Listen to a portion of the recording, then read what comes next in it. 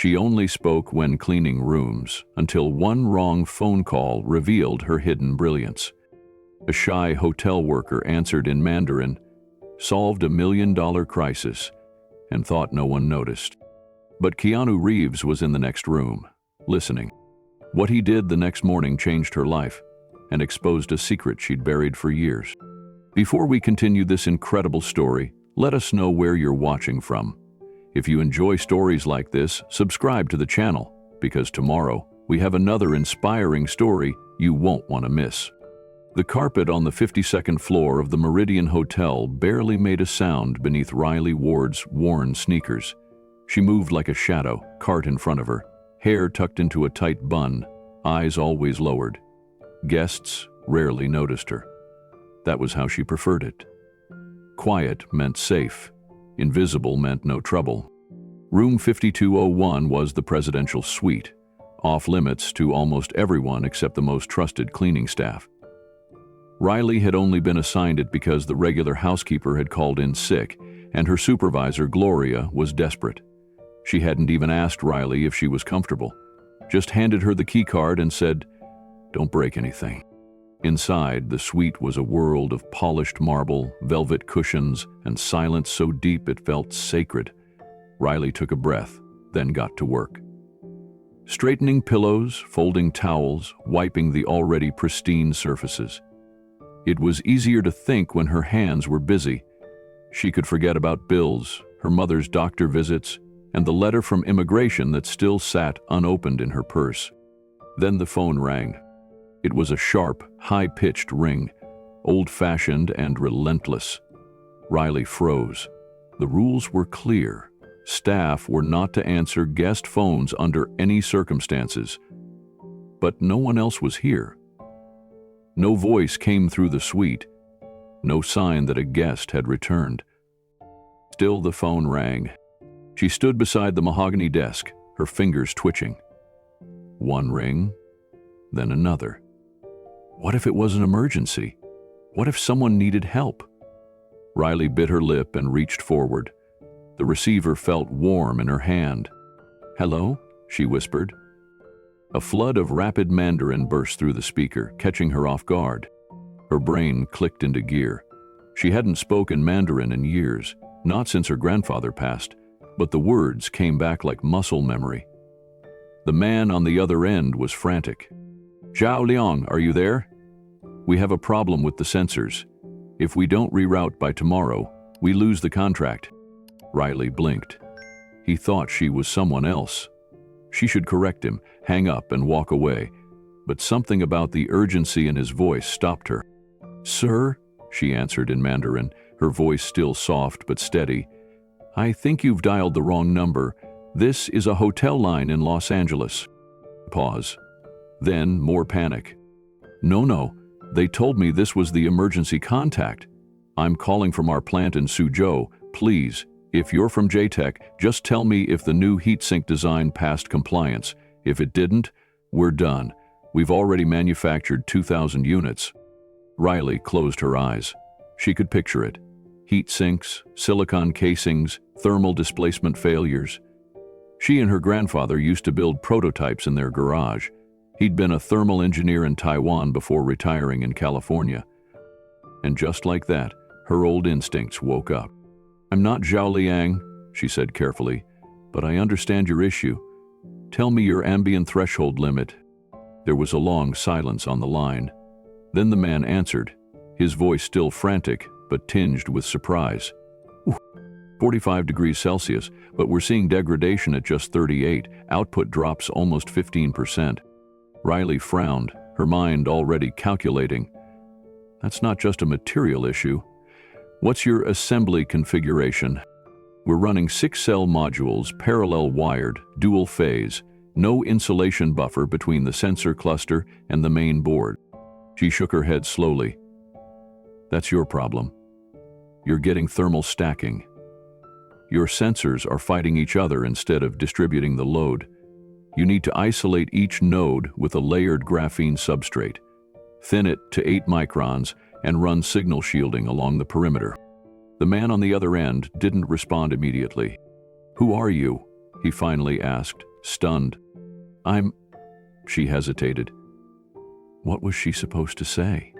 That she was a hotel cleaner who used to solder with her grandfather instead of playing with dolls? That she could build a fanless cooling rig from spare toaster parts? That she once rewired an entire HVAC control board at 14 to help keep her mom's bedroom warm through winter? It doesn't matter, she said instead. Just try it. And if you're running a dual-phase loop, double-check your bridge contacts. They tend to warp when your ambient climbs past 35. There was a sharp inhale. You just solved a 3-month crisis in less than 5 minutes. Riley didn't know what to say. The thrill in his voice reminded her of her grandfather, how he used to light up when she solved a circuit problem on her own. She felt a sudden ache in her chest, sharp and uninvited. I have to go, she whispered, already hanging up. She placed the phone back in its cradle, heart pounding, fingers trembling. What had she just done? She'd broken hotel policy, interfered in a private call, revealed a part of herself she had spent years hiding. Her hand moved quickly to the cleaning cart. She had to finish this room. She had to act like nothing happened. What she didn't know, what she couldn't know, was that through the thin wall of the suite next door, Keanu Reeves had been listening. He hadn't meant to. He'd stepped out to the balcony to get air after a long meeting and caught the voice through the air vent. At first, it was the language that caught his attention. Then, the fluency. Then, the intelligence. The clarity. The way she spoke about thermal thresholds and energy distribution without hesitation. It wasn't just the words. It was the confidence behind them. He'd seen the young woman earlier in the hallway, quiet, small, her eyes downcast. She had apologized when her cleaning cart nearly brushed his leg, voice barely audible. But this voice, it was alive, fierce, brilliant. Keanu stepped away from the vent, stunned. Who was she? Back in the presidential suite, Riley was wiping down the polished counter near the minibar, but her mind wasn't on the task. Her hands moved out of habit, her eyes unfocused, drifting back to the phone like it was a grenade she hadn't meant to pull the pin on. What had come over her? She hadn't spoken Mandarin aloud in nearly 6 years, not since her grandfather passed away. He had taught her everything, not just the language, but how to see patterns where others saw noise. He used to say that solving problems was just listening to the silence between the sparks. But life after he died had been anything but quiet. Riley had dropped out of her community college engineering program 3 months after his funeral. Her mother, overwhelmed with grief and financial strain, had needed her. Bills piled up. Her younger sister needed tutoring. The dreams of circuitry and design faded under fluorescent lights and folded bed sheets. She took the hotel job because it was reliable, invisible, safe. Until now. She picked up her cleaning cloth again and moved to the nightstand. But the adrenaline still surged beneath her skin. Her pulse was racing. Part of her felt sick. The other part, alone. Had anyone heard her? She glanced nervously toward the hallway. Everything was still. She hadn't noticed anyone nearby. But what if the call had been recorded? What if the hotel had some policy she didn't know about? Could they fire her? She reached for the air freshener and misted the room automatically, trying to breathe evenly. Stay calm. Just finish the room. Clock out. Forget it ever happened. She turned to the final task, vacuuming the carpet. As she pushed the machine forward, something snagged in her apron pocket. She reached down and pulled out an old folded paper. A sketch. Her grandfather's schematic for a self-cooling heat sink. She hadn't meant to bring it to work. She usually left it tucked behind a drawer in her apartment, where it was safe. She stared at the diagram. Loops of graphite. Split distribution nodes. The very principles she'd just explained. Her throat tightened. Then she heard a soft knock. Riley froze. The knock came again, firmer this time. Her heart thumped. She turned off the vacuum and moved cautiously toward the door. A guest, maybe? But no one should be checking in up here yet.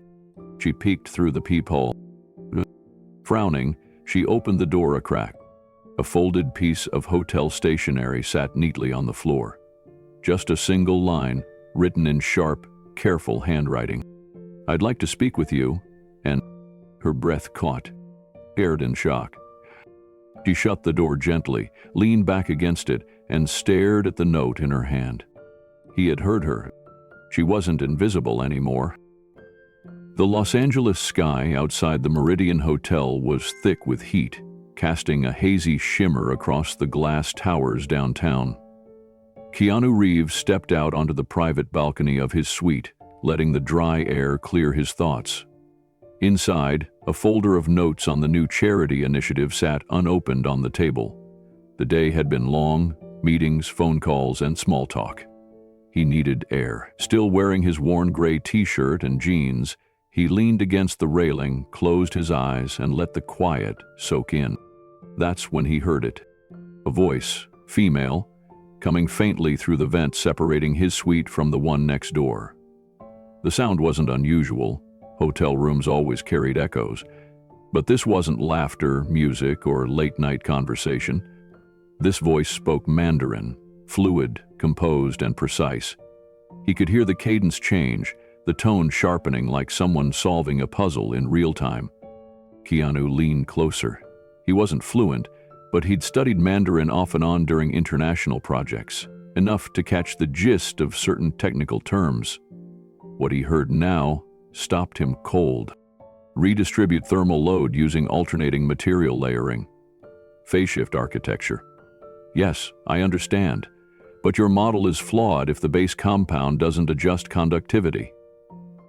He blinked. That wasn't just fluent Mandarin. That was engineering, advanced engineering. And the voice, it sounded familiar. It took him a moment, but then it clicked. An hour earlier, a hotel cleaner had bumped into him near the elevators. She'd been flustered, head bowed, whispering apologies. He'd smiled politely and nodded. But she'd been gone in a second, pushing her cart down the hall like she was trying to vanish. That voice had been timid, almost afraid to speak. But the voice he heard now? Calm, commanding, brilliant. He listened as the woman continued, her Mandarin now rapid-fire with a tone of subtle authority. Your sensors are misreading ambient heat because your calibration protocol is static. You need a floating threshold algorithm. Code it with heat response curves based on predictive variance, not constant voltage assumptions. Yes, I've done it before. Keanu's brow furrowed. This wasn't some call center tech support script. Whoever this woman was, she wasn't reading, she was thinking, solving. Her voice had a rhythm, thoughtful pauses followed by bursts of clarity. She was working out the solution live. He took a step back, his heart beating a little faster than it should have. This young woman, the one pushing a cleaning cart and avoiding eye contact, was solving a high-level thermal engineering failure in perfect Mandarin through a hotel phone. Something didn't add up. And then, just as suddenly as it had started, it stopped. He heard the soft clink of a phone being replaced, followed by the dull squeak of wheels moving across tile. Keanu stood in silence for a moment longer, then walked inside. Without a word, he grabbed the notepad beside the bed and scribbled one line. Find her, quietly. Then he called Tina. Tina Devlin, Keanu's longtime assistant, answered on the second ring. Even half a continent away in New York, her voice came through alert and efficient. What's going on? I need your help with something unusual, Keanu said. He paced slowly across the suite, notebook still in his hand. There's a hotel cleaner working this floor, young woman, Asian American. I don't know her name yet. Tina didn't even pause. What did she do? He spoke Mandarin, he said slowly. But not just that. She was in the room next door, and I overheard part of a call. It wasn't small talk. She was solving a problem. Engineering. High-level technical terms. Her ideas were advanced. How advanced? She mentioned phase shift architecture, thermal conductivity management, floating thresholds. Now Tina paused. That's not typical hotel housekeeping conversation. No, Keanu said, running a hand through his hair. It wasn't just what she said, it was how she said it. Calm, clear, like she knew exactly what she was doing, like she'd done it before. You think she's working on something? I think she's hiding something, Keanu said. Or hiding from something. Tina exhaled on the other end. You want me to dig around then? I want to find out who she is. But no headlines, no cameras. I just want to talk to her, quietly. Tina was already typing. Got it. I'll reach out to the hotel manager, see if they can provide a list of current staff working your floor. Any idea what she looks like? Small build, late 20s maybe, black hair pulled back, quiet. She ran that cleaning cart like it was a lifeline. You sure this isn't just curiosity? Keanu looked out the window again. It's more than that. Her voice changed when she spoke her language. She wasn't afraid. She was herself. And whatever she knows, it's important. I could feel it. He paused, then added, and no one else seems to see her. Tina's voice softened. Okay, I'll get back to you by morning with whatever I can find. After they hung up, Keanu sat on the edge of the bed, mind racing. The truth was, he'd seen too many people fall through the cracks. Brilliant people, quiet people, people who were worth so much more than the world ever gave them credit for. He'd met physicists working as cab drivers, veterans living under bridges, musicians waiting tables with symphonies in their heads. But this felt different. This felt tiny. That girl, whoever she was, had just solved a supply crisis over the phone that likely saved a company millions of dollars, and no one knew it. He stood again, walked to the desk, and opened his laptop.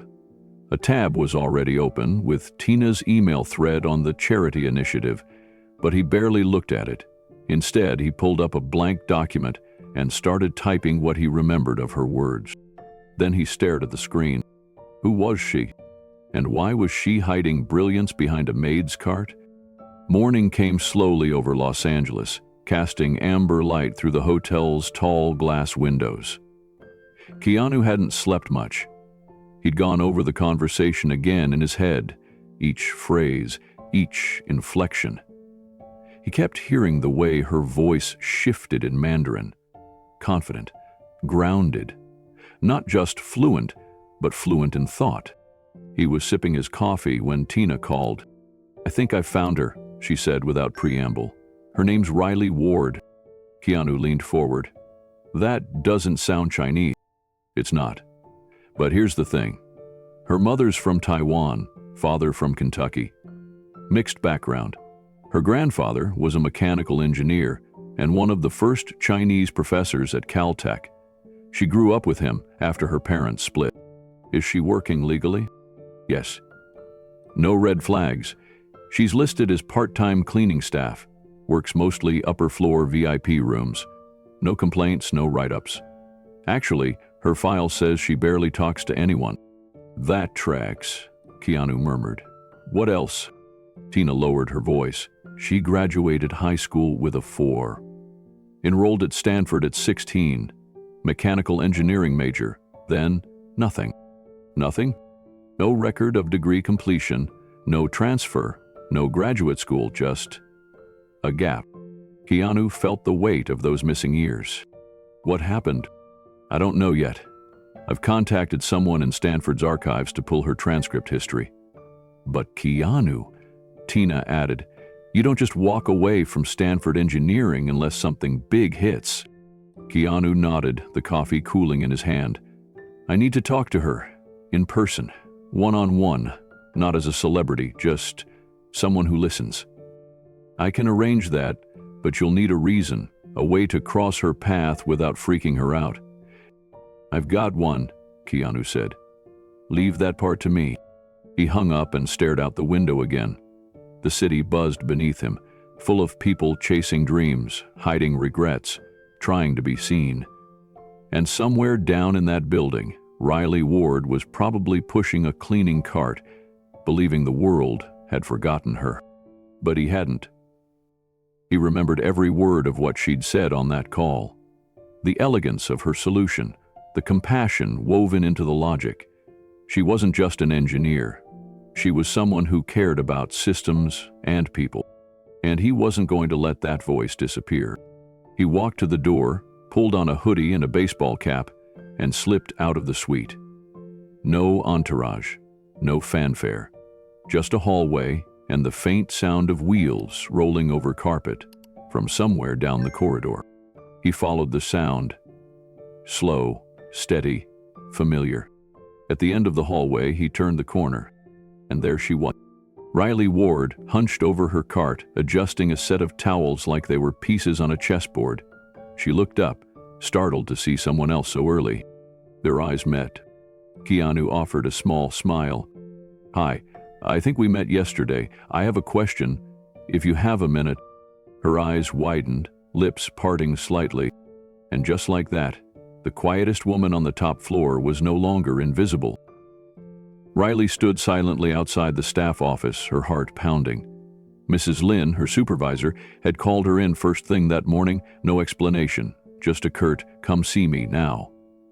Riley's mind raced with possibilities.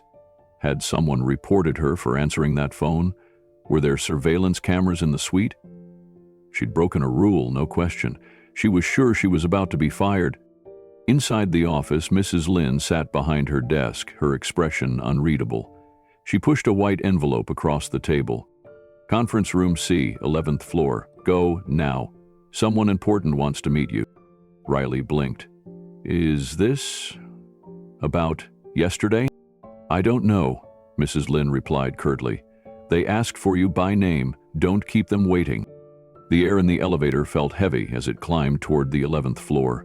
Riley's palms were sweating. Her uniform felt tighter than usual. Her mind kept replaying every second of that call. The man's panicked voice, the way she'd responded, the impossible feeling of remembering who she used to be, and the terrifying possibility that someone else had heard it. The doors opened with a soft chime. A hallway stretched out before her, hushed and empty. She found the room easily.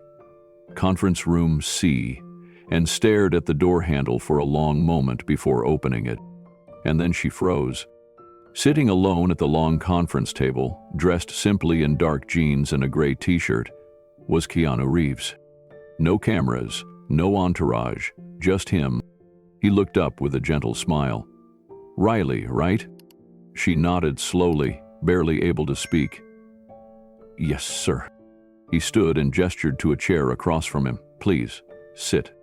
Riley lowered herself into the chair like she was about to be sentenced in court. Her hands stayed clenched in her lap. "I'm not here to get you in trouble," Keanu said calmly. "I'm just curious. Yesterday I heard you speak. Mandarin, right?" She nodded again, too nervous to make eye contact. "You were brilliant. The way you handled that call, whoever that man was, you saved something important. And you didn't sound like a hotel cleaner. You sounded like someone who knew exactly what she was talking about." Riley looked up, startled. Keanu leaned forward, his voice warm but firm. "So, I just have to ask, who are you really?" The words hit her like a tidal wave. "I'm nobody," she said quickly, shaking her head. "I'm just staff. I wasn't supposed to answer that phone, I know that. I'll leave if I have to. I'll explain." "You don't have to explain," he interrupted gently. "You're not in trouble. I just want to know the truth." Riley's eyes filled with fear, but also something deeper. Long suppressed honesty pushing to the surface. She took a breath. "It's complicated." Keanu didn't push. He simply nodded once, giving her the space she needed. That silence was louder than anything he could have said. Riley swallowed hard. Her fingers twisted the hem of her uniform as she stared down at the table. "My grandfather was an engineer," she began quietly. "Born in Nanjing. He taught me Mandarin before I could even speak English. He raised me after she left." Her voice wavered, but she kept going. "We lived in a small house in East Pasadena. He wasn't wealthy, but he was wise. Taught me everything about circuits, airflow, heat transfer. Used to say if you understand how things break, you can understand how to fix them. Keanu listened, not interrupting once. I got into Cal Poly on a merit scholarship, Riley continued. I was going to major in mechanical engineering.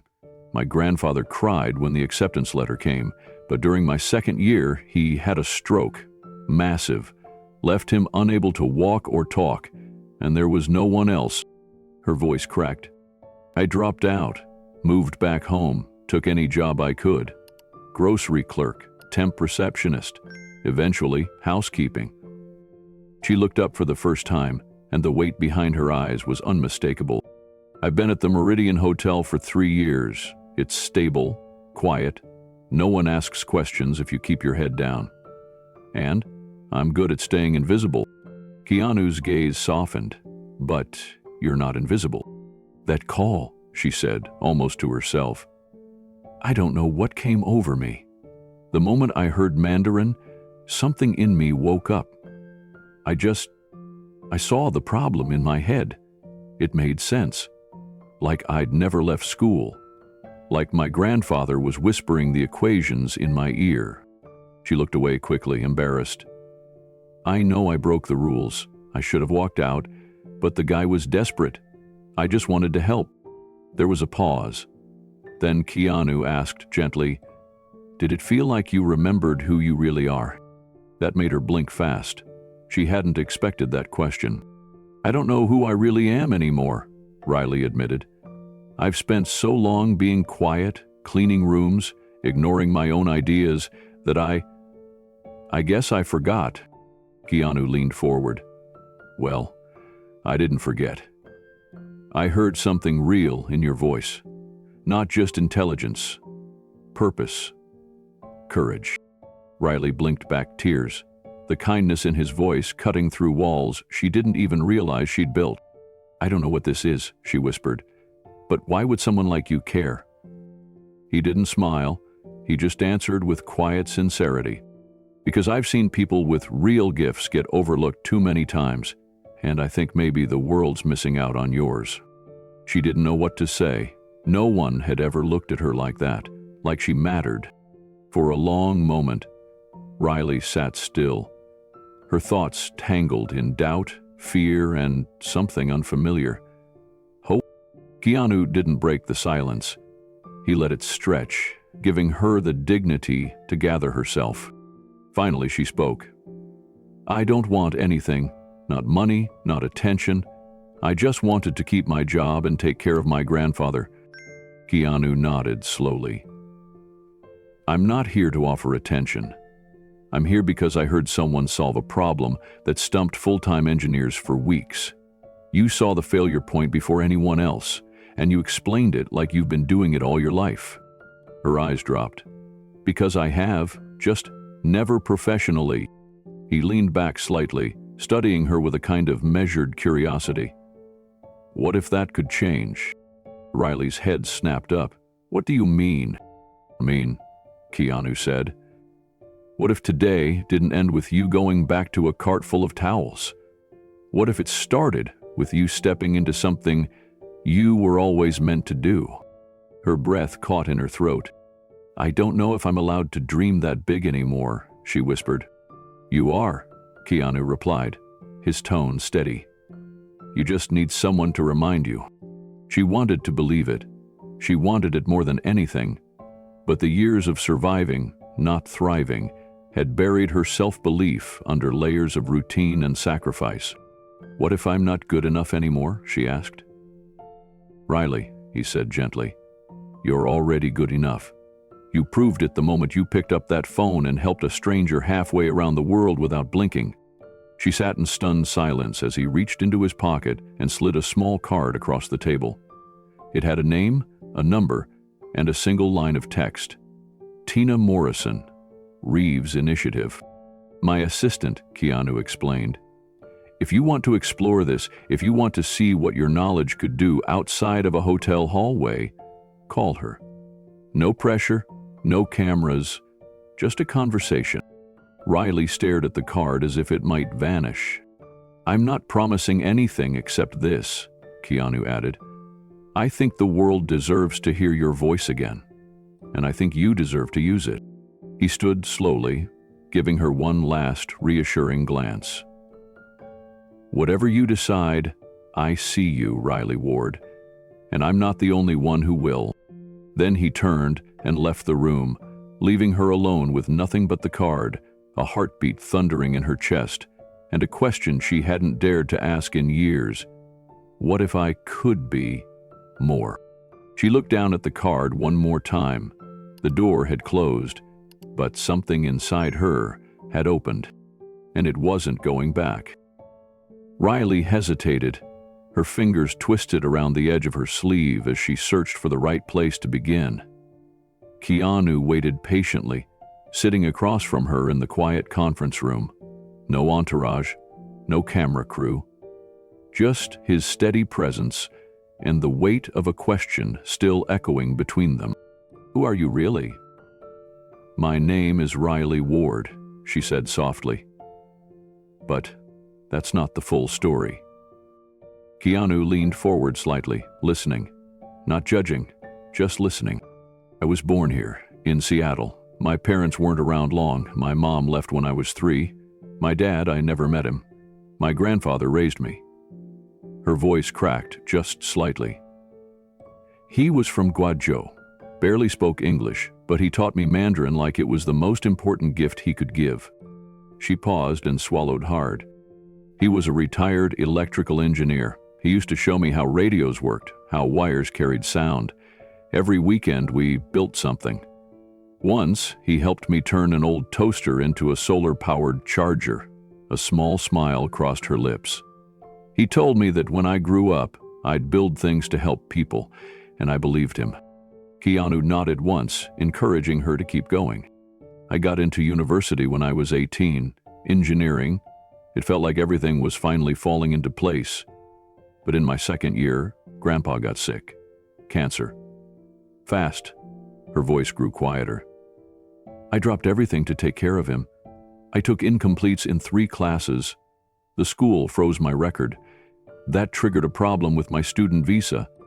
Her eyes filled with tears she refused to let fall. I filed an appeal, tried to explain, but the paperwork got lost or ignored. When Grandpa passed, I was left with nothing. No legal status, no way to pay tuition, no one to fight for me. Keanu's expression didn't change, but the air between them felt heavier. I was afraid of being deported. So I disappeared. I changed my name slightly, picked up odd jobs. First at a laundromat, then a diner, then this hotel. I figured if I stayed quiet, invisible, no one would ever look too closely. She finally looked up and met his eyes. I used to be someone who built things, someone who believed in designing better systems. But after a while, you start to believe maybe you were wrong. Maybe you're just meant to scrub other people's bathrooms and keep your head down. Keanu's gaze was steady. He didn't say anything. Yet. He waited, letting the truth settle in the silence. I've been hiding for so long, Riley whispered. Not just from immigration. From myself. Keanu sat quietly for a long moment. The hum of the hotel air conditioning filled the silence, soft but constant. Riley braced herself for what would come next. A speech, maybe, about responsibility or legality. Maybe even a polite dismissal. But Keanu didn't do any of that. Instead, he leaned forward and said, "You've been surviving. Now it's time to start living." The words hit her like wind against a sealed window. She blinked. "I'm not here to judge you, Riley. I heard something yesterday that reminded me of someone I loved, someone who also felt like they didn't belong." His voice softened, and I watched her disappear into the background because no one ever told her she was enough, just as she was. Riley didn't know how to respond. Her instincts screamed to be cautious. People like him didn't sit down with women like her, but his sincerity was disarming. "I don't understand why you care," she said quietly. "I'm just a hotel cleaner who accidentally answered the wrong phone call." Keanu shook his head. "No, You're an engineer who solved a high-level technical problem in seconds. You translated theory into application like it was instinct. That's not luck. That's brilliance." She didn't move. Her breathing was shallow. The last time someone had used the word brilliant to describe her, she was still in a classroom, wearing lab goggles and dreaming of building things that mattered. "I didn't even mean to answer it," she murmured. "The phone just kept ringing and it sounded like an emergency. I thought someone was in trouble. I thought maybe I could just say a few words, direct the call to the front desk." "But instead, you stayed," Keanu said. "You listened. You understood. You offered a real solution." Riley hesitated. "What if I wasn't supposed to? What if they find out I spoke to that man and I get fired? Or worse, what if immigration comes?" Keanu paused before answering. "Riley, I can't promise what the system will or won't do, but what I do know is this. Talent like yours can't stay buried forever. It deserves to be seen, respected, nurtured." She felt the burn behind her eyes again and blinked hard. "I used to think that too, that I could matter, that maybe I could make something beautiful that helped people. But after so long—" "You still can," he said gently, "but it starts with telling the truth, owning what you know, and letting people see you." His words stirred something in her chest she thought was long gone, a faint flicker of hope, fragile and unfamiliar. "You don't even know me," she whispered. "Not yet," he said, "but I'd like to." The next few moments passed in soft silence. Riley's hands rested in her lap, fingers knotted together as if trying to hold her fear in place. Across from her, Keanu remained calm, his gaze steady and kind but never invasive. It was the first time in years she didn't feel like she had to shrink to stay safe. "I used to memorize circuits and dream in blueprints," she said, her voice small but steady. "My grandfather taught me everything. I was the only kid in 3rd grade who could take apart a toaster and put it back together better." A faint smile tugged at Keanu's lips. "But then he passed, and the program said my visa was no longer valid because I wasn't enrolled. I didn't even know until I went to renew my ID." She let out a breath. "And just like that, I became invisible." "You're not invisible," Keanu said. "You've just been unseen by the wrong people." She looked down. "I clean rooms for people who pretend I don't exist. I've watched guests walk past me like I'm a machine. It's easier that way. If they don't see me, I can't disappoint anyone." Keanu shook his head slowly. "You're not a disappointment. You're someone who's held a broken system together by herself." She exhaled a shaky laugh. "I've been so careful, never speaking unless spoken to, never showing what I know.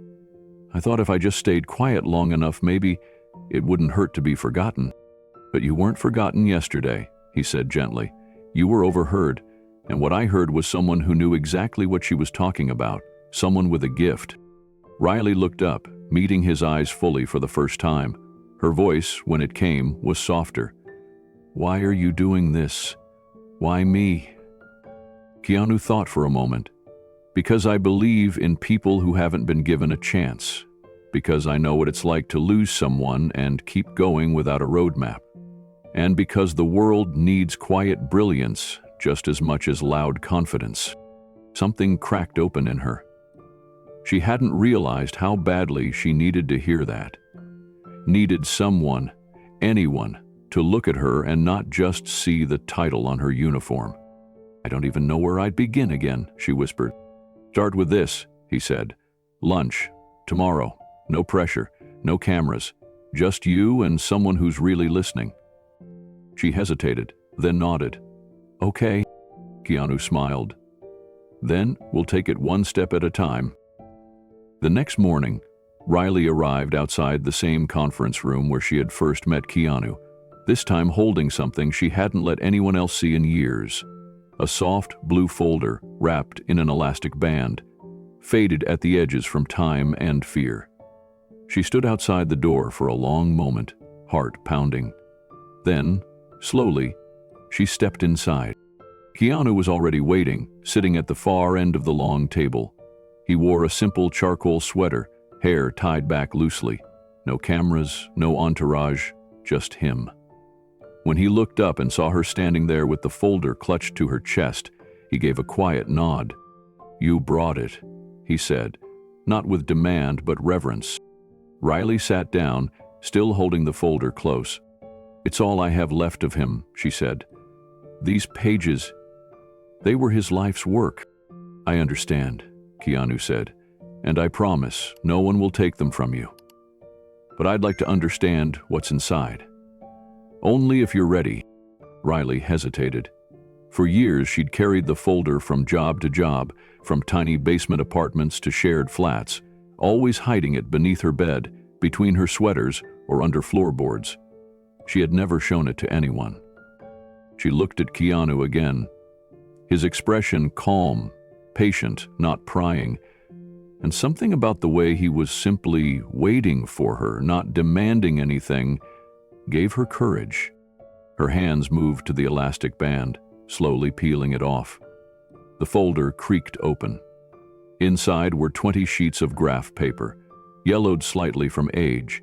Each was filled with diagrams drawn in dark ink, arcs of wiring, sensor nodes, handwritten notations in both Mandarin and English, circled equations, and margin notes in faded pencil. Keanu leaned forward, not to grab them, but just to look. Riley gently pushed the first sheet toward him. "My grandfather designed these after he retired from Boeing," she explained. "He said the future of clean energy would depend on heat efficiency, not just generation. This is a modular sensor framework. It balances temperature in tight circuit configurations. He built it for compact solar grids and emergency hospital networks." Keanu took in the page quietly, then another. His brow furrowed, not in confusion, but in interest. "Did he ever try to file a patent?" he asked. "Hell tried," she said. "But English wasn't his first language. He couldn't afford a patent attorney. Then he got sick. I was still in school when he passed." Keanu sat back and exhaled. "Do you understand what this is, Riley?" "I only understand pieces of it," she said. "I used to help him with the math, translate his notes. But I haven't looked at them seriously in years. I was too scared to hope." Keanu didn't speak for a moment. Then, gently, he said, "I'd like to bring someone I trust. A friend, an engineer, someone who can look at these the way they deserve to be seen." Riley clutched the folder again. "Only if I stay in the room," she said softly. "You have my word," Keanu replied. Later that afternoon, Keanu returned to the room with a man in his early 50s, dressed in a plain navy button-up and dark jeans. He carried no briefcase, no laptop, just a quiet presence that matched Keanu's energy. His name was David Kim, a systems engineer who had worked with advanced circuitry in sustainable energy for over 2 decades. Riley sat nervously at the far end of the table, her blue folder in front of her again. She hadn't let it leave her sight. David approached slowly, like someone entering a sacred space. "I don't want the pages handled too much," Riley said, her voice steadier than she expected.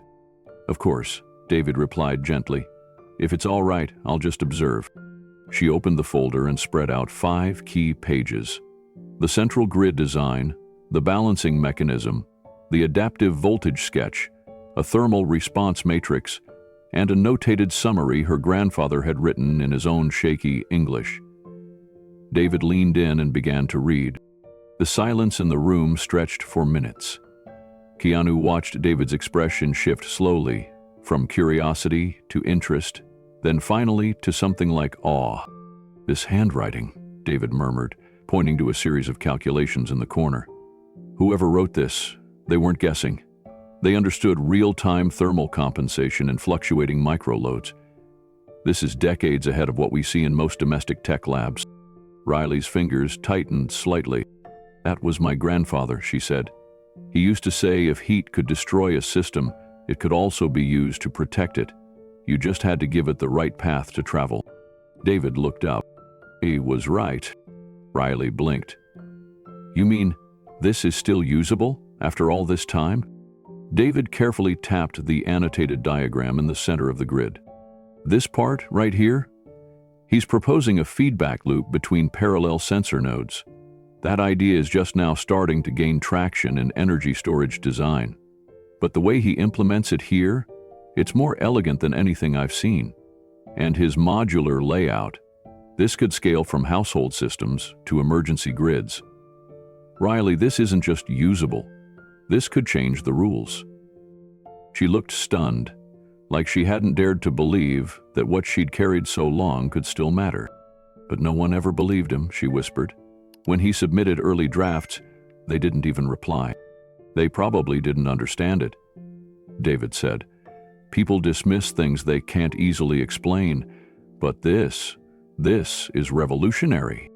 Riley sat in silence, staring at the edges of the folder. Keanu could see the storm in her eyes, a mixture of pride, grief, and disbelief. I've always been afraid, she said finally, that I'd lose the last thing he gave me, that if I showed it and no one cared, it would be like he never existed. You didn't lose him, Keanu said. You've carried him forward, and now it's time the world sees what he left behind. Riley didn't answer, but her hands slowly relaxed their grip on the blue folder. Keanu leaned back in his chair, giving Riley space to breathe. She sat, frozen, the blue folder open on the table like a bridge between the past and the future. David remained quiet, respectfully waiting as if the room itself needed time to absorb what had just been revealed. Then Riley spoke, softly but clearly. Help me everything. Not just the engineering. How to listen to metal when it bent. How to feel voltage before it spiked. But also how to be still. How to live small, until it was time to be bold. Keanu's eyes didn't leave hers. Do you think it's time now? Riley looked down at her grandfather's script, faded but still proud. She traced a line of his with her fingertip and nodded once. I think. I've waited long enough.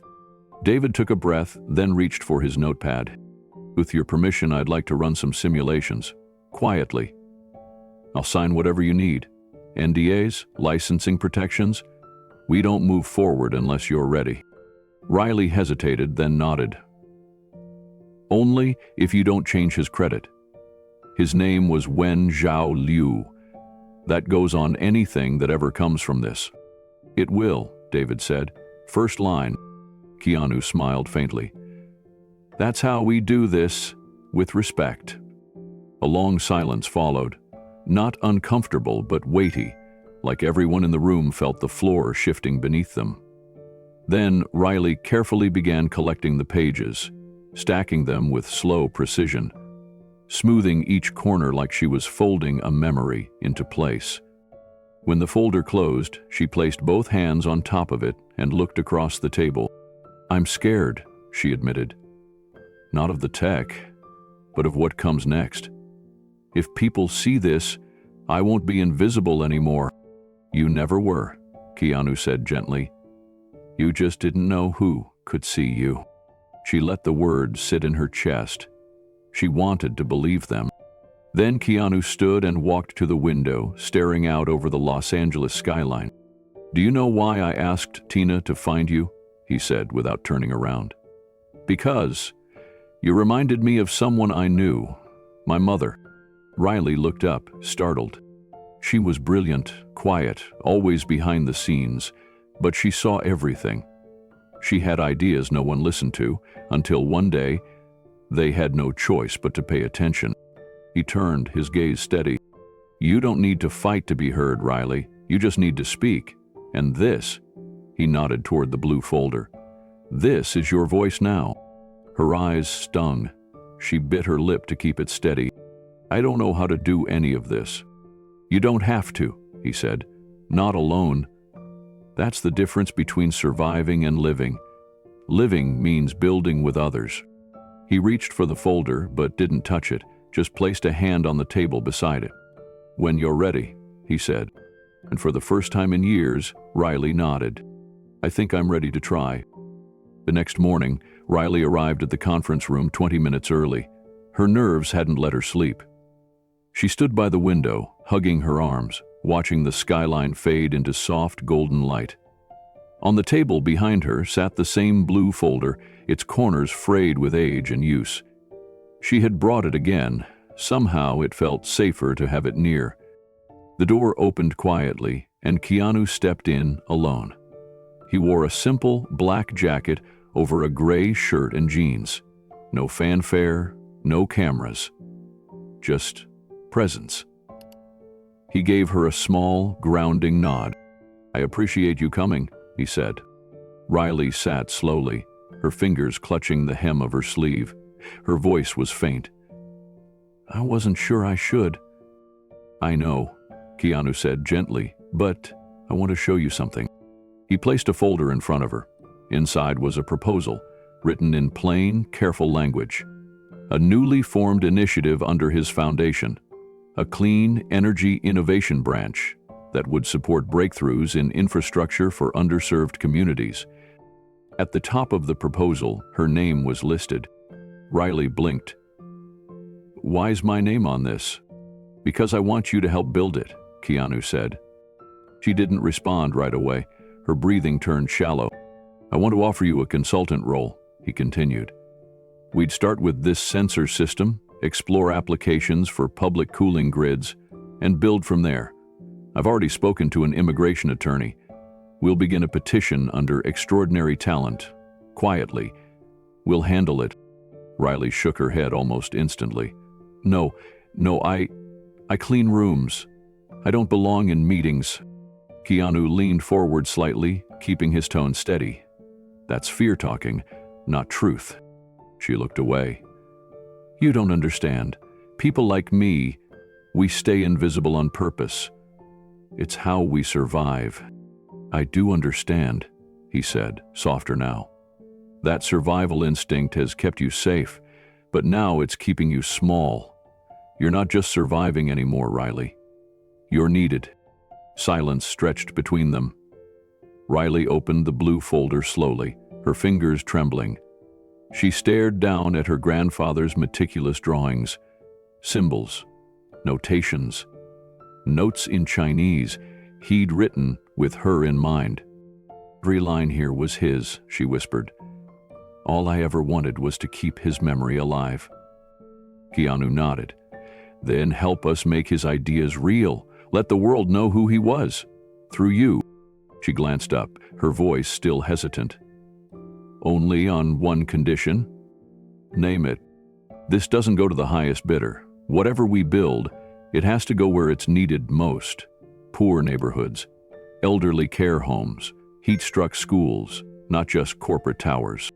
Keanu didn't hesitate. "That's exactly why I want your help." Riley exhaled slowly, tears catching in her lashes. For the first time, she felt something unfamiliar. She felt chosen. Riley left the meeting that day with the blue folder clutched tightly to her chest and a contract draft tucked inside her bag. She didn't sign it yet, not because she didn't believe him, but because she wasn't sure she believed in herself. That evening, she sat at the tiny kitchen table in her apartment, the contract unfolded in front of her, next to a half-eaten bowl of rice and steamed bok choy. The room was silent, except for the faint hum of the refrigerator and the creak of the old ceiling fan overhead. She stared at the signature line, her name printed neatly in bold. It felt surreal. How could someone who scrubs toilets and wipes mirrors during graveyard shifts suddenly be handed a consultant role on a clean tech initiative? She thought of her grandfather, the way he used to explain heat flow with chopsticks and rice bowls, building mini models on the kitchen floor. The nights they stayed up solving problems together because he said learning wasn't a school thing, it was a life thing. She missed his voice most at times like this. Riley picked up her phone and scrolled through her photos until she found the one she always came back to. Her grandfather in a wool cardigan holding up one of the early prototypes made from plastic caps and soldered wire. He was beaming. She whispered to the screen, "What would you do, Yeye?" The answer was immediate. quiet in her heart. He'd say yes, and he'd remind her that fear is a bridge you walk through, not a wall that stops you. The next morning, she returned to the conference room. Tina, Keanu's assistant, greeted her with a warm smile and a hot cup of jasmine tea. "He's in a meeting," Tina said gently, "but he told me to give you this if you came back." She handed Riley a small envelope. Inside was a note, handwritten in simple black ink. "Riley, I know this is scary, but the things that scare us often reveal what we care about most.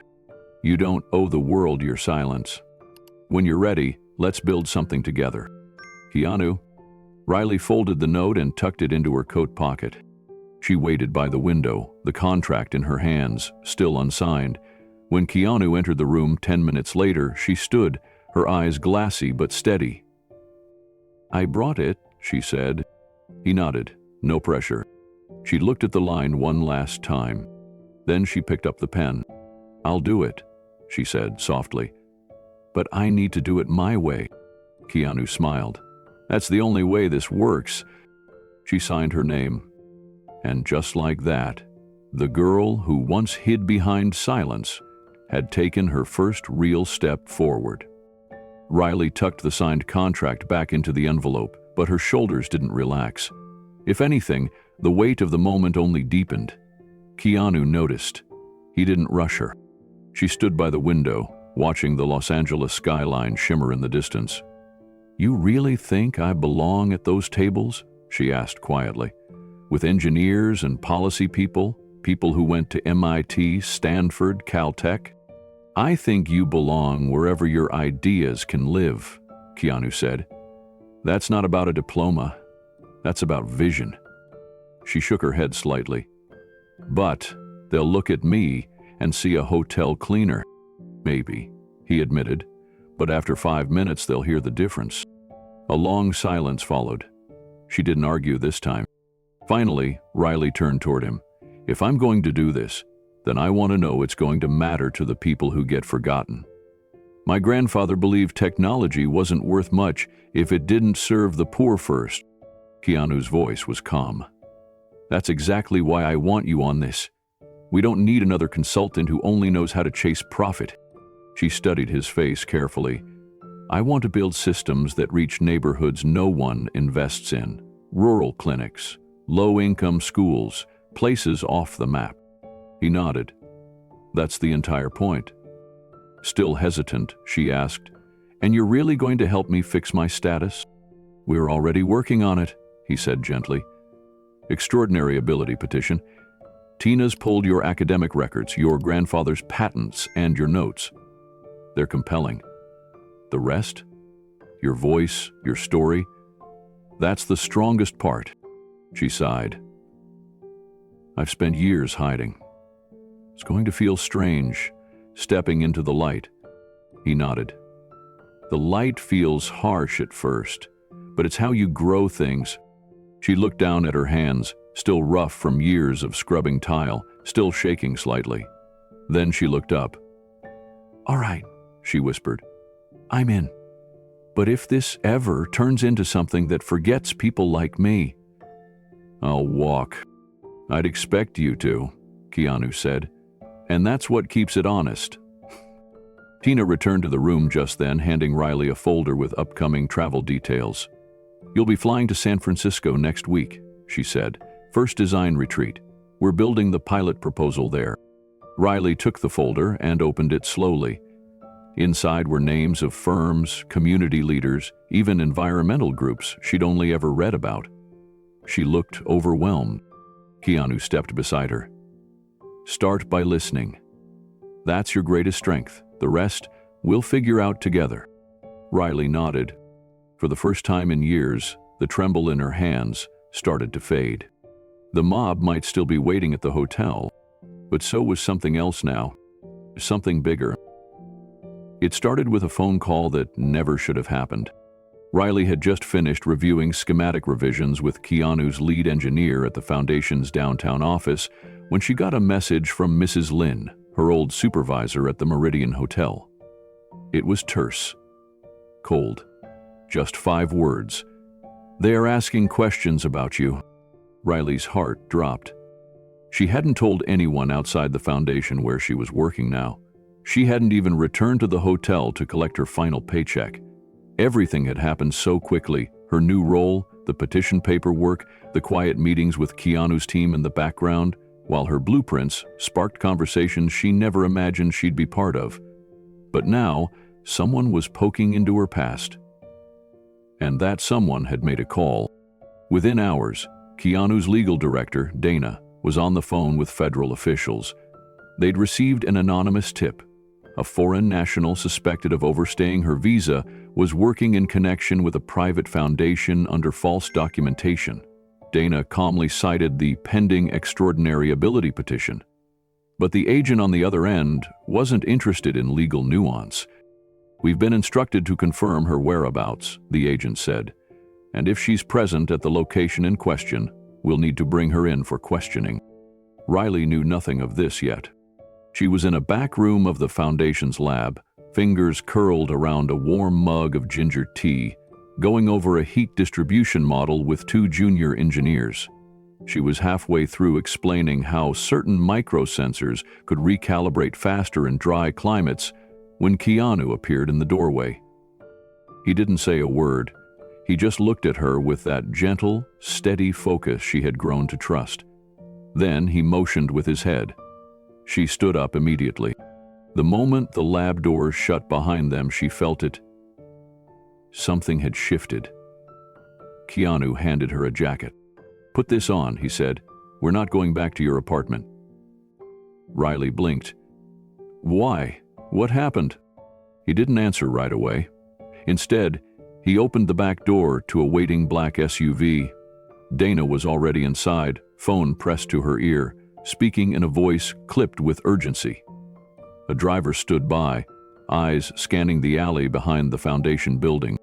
"Just get in," Keanu said quietly. Riley's legs moved before her brain did. Once inside, she finally asked again, more insistently. "Keanu, please, tell me." He met her eyes. "Someone reported you. We think it was your former supervisor. The report triggered an immigration alert. They're looking for you now." Riley's breath caught. For a moment, it felt like everything around her dissolved. The lab, the foundation, the team that finally saw her, all of it felt like a dream collapsing. "But," she started. Keanu reached over and placed a hand over hers. "You're not going to disappear again, not on my watch." The car sped through downtown, weaving past late afternoon traffic as Riley stared at the blur of passing buildings. Her breath trembled. Every block they crossed felt like one step further from everything she'd rebuilt. And every turn of the wheels reminded her how fragile this new life still was. She clutched the strap of her worn canvas bag, the one with her grandfather's initials embroidered on the inside lining. His blue folder was tucked inside, pressed tightly to her side like a lifeline. If she lost that folder, she lost more than a few drawings. She lost the last real piece of the man who had taught her how to dream in a world that didn't always make space for people like them. "What do I do now?" she whispered. Keanu sat beside her, hands folded, voice calm. "Now? You let us protect you. But if they catch me..." "They won't," Dana said from the front seat. "We've moved you before they issued anything formal. That matters, legally and practically." "But I was finally happy," Riley said. "I was doing real work. I didn't feel like I was pretending anymore. And now it's all crashing down again." Keanu turned to her. "It's not crashing, it's being tested." Riley looked at him, eyes wide. "Tested?" "Every life worth building goes through pressure," he said. "You're strong. Stronger than you even know. And you're not alone." The car pulled up to a quiet two-story house on the edge of Silver Lake. From the outside, it looked like any other craftsman home. White siding, a wraparound porch, a few planters that needed watering. But inside, it was a secure holding property, owned by one of Keanu's trusted partners. A safe place. Untraceable. They ushered her inside, past the heavy wooden door, into a warmly lit living room with thick curtains and no visible windows to the street. Dana turned to her. "This is where you'll stay until we get clearance from the agency director. I've already contacted Senator Hughes's office. They're on standby to intervene if this escalates." Riley nodded mutely. Her throat felt dry. Her hands wouldn't stop shaking. Keanu watched her carefully. "You can rest here. No one will find you. I'll have food brought in, and we'll keep you updated every hour." She sank into the couch, shoulders slumped. "You didn't sign up for this. You didn't need to get involved. I was just a hotel cleaner." Keanu sat beside her, voice steady. "You were a hotel cleaner, with a blueprint in your bag that could help millions. That's not nothing. That's a revolution waiting to happen. And the people who silence revolutions, they always show up when the spark gets real." Tears slipped silently down her cheeks. She didn't wipe them away. "I'm so tired of being afraid," she whispered. Keanu nodded once. "Then let's stop being afraid. Starting now." Riley looked at him, and for the first time in days, she believed it might be possible. That night, sleep wouldn't come. Riley lay curled on the edge of the guest bed, staring at the ceiling fan spinning slowly above her. Every creak of the old wooden floor made her flinch. Her phone, now powered off and battery removed per Dana's request, sat useless on the bedside table, like a relic from another life. She kept thinking about the call her supervisor must have made, the words, the tone, the accusation. All those years spent being invisible, and now she was being seen, for the worst possible reason. She got up and padded barefoot into the kitchen. The lights were off, but Keanu was there, seated at the small breakfast table, sipping from a chipped mug. His eyes met hers without surprise. "Couldn't sleep?" he asked softly. She shook her head.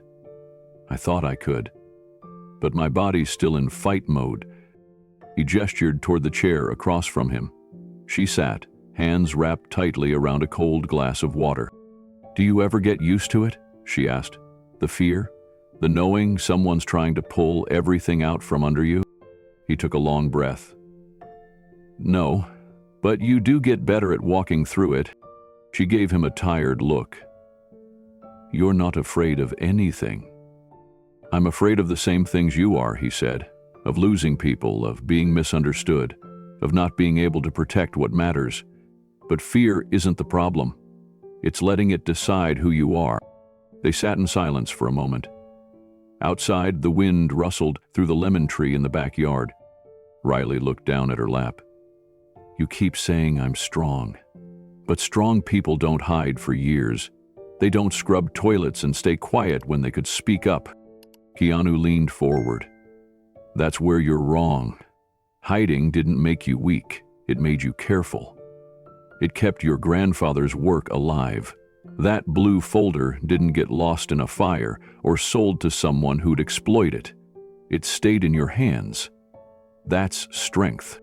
Tears brimmed in her eyes again. She bit her lip to keep them back. "You're not going to disappear again," he said. "Not on my watch." "But what if the government doesn't care about my grandfather's work?" she whispered. "What if they only see me as a mistake that slipped through the cracks?" Keanu placed his mug down. "Then we show them the truth. All of it. The brilliance, the sacrifice, the purpose behind every line on those pages. And if they can't see it, we fight until someone does." A beat of silence passed before she said, "And if I lose?" "Then you'll lose standing up," he said, "not running." Her eyes met his across the table. The same hands that once gripped a mop now held blueprints capable of reshaping cities. For the first time in years, she felt the tiniest flicker of something she'd nearly forgotten. Not hope, resolve. And it was growing. The morning of the presentation, Riley could barely get a spoonful of oatmeal past her lips. Her hands trembled.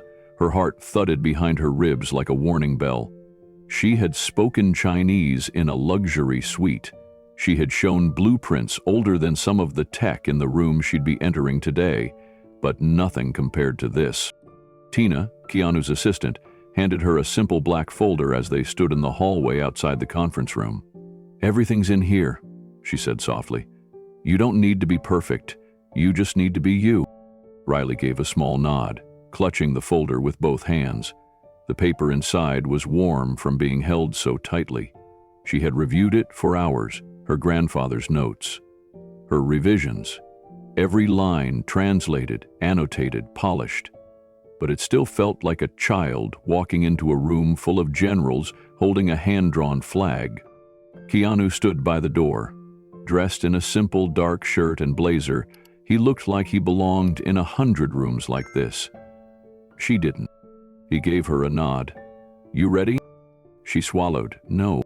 "Good. That means you care." The doors opened. Inside, a U-shaped table faced a large screen.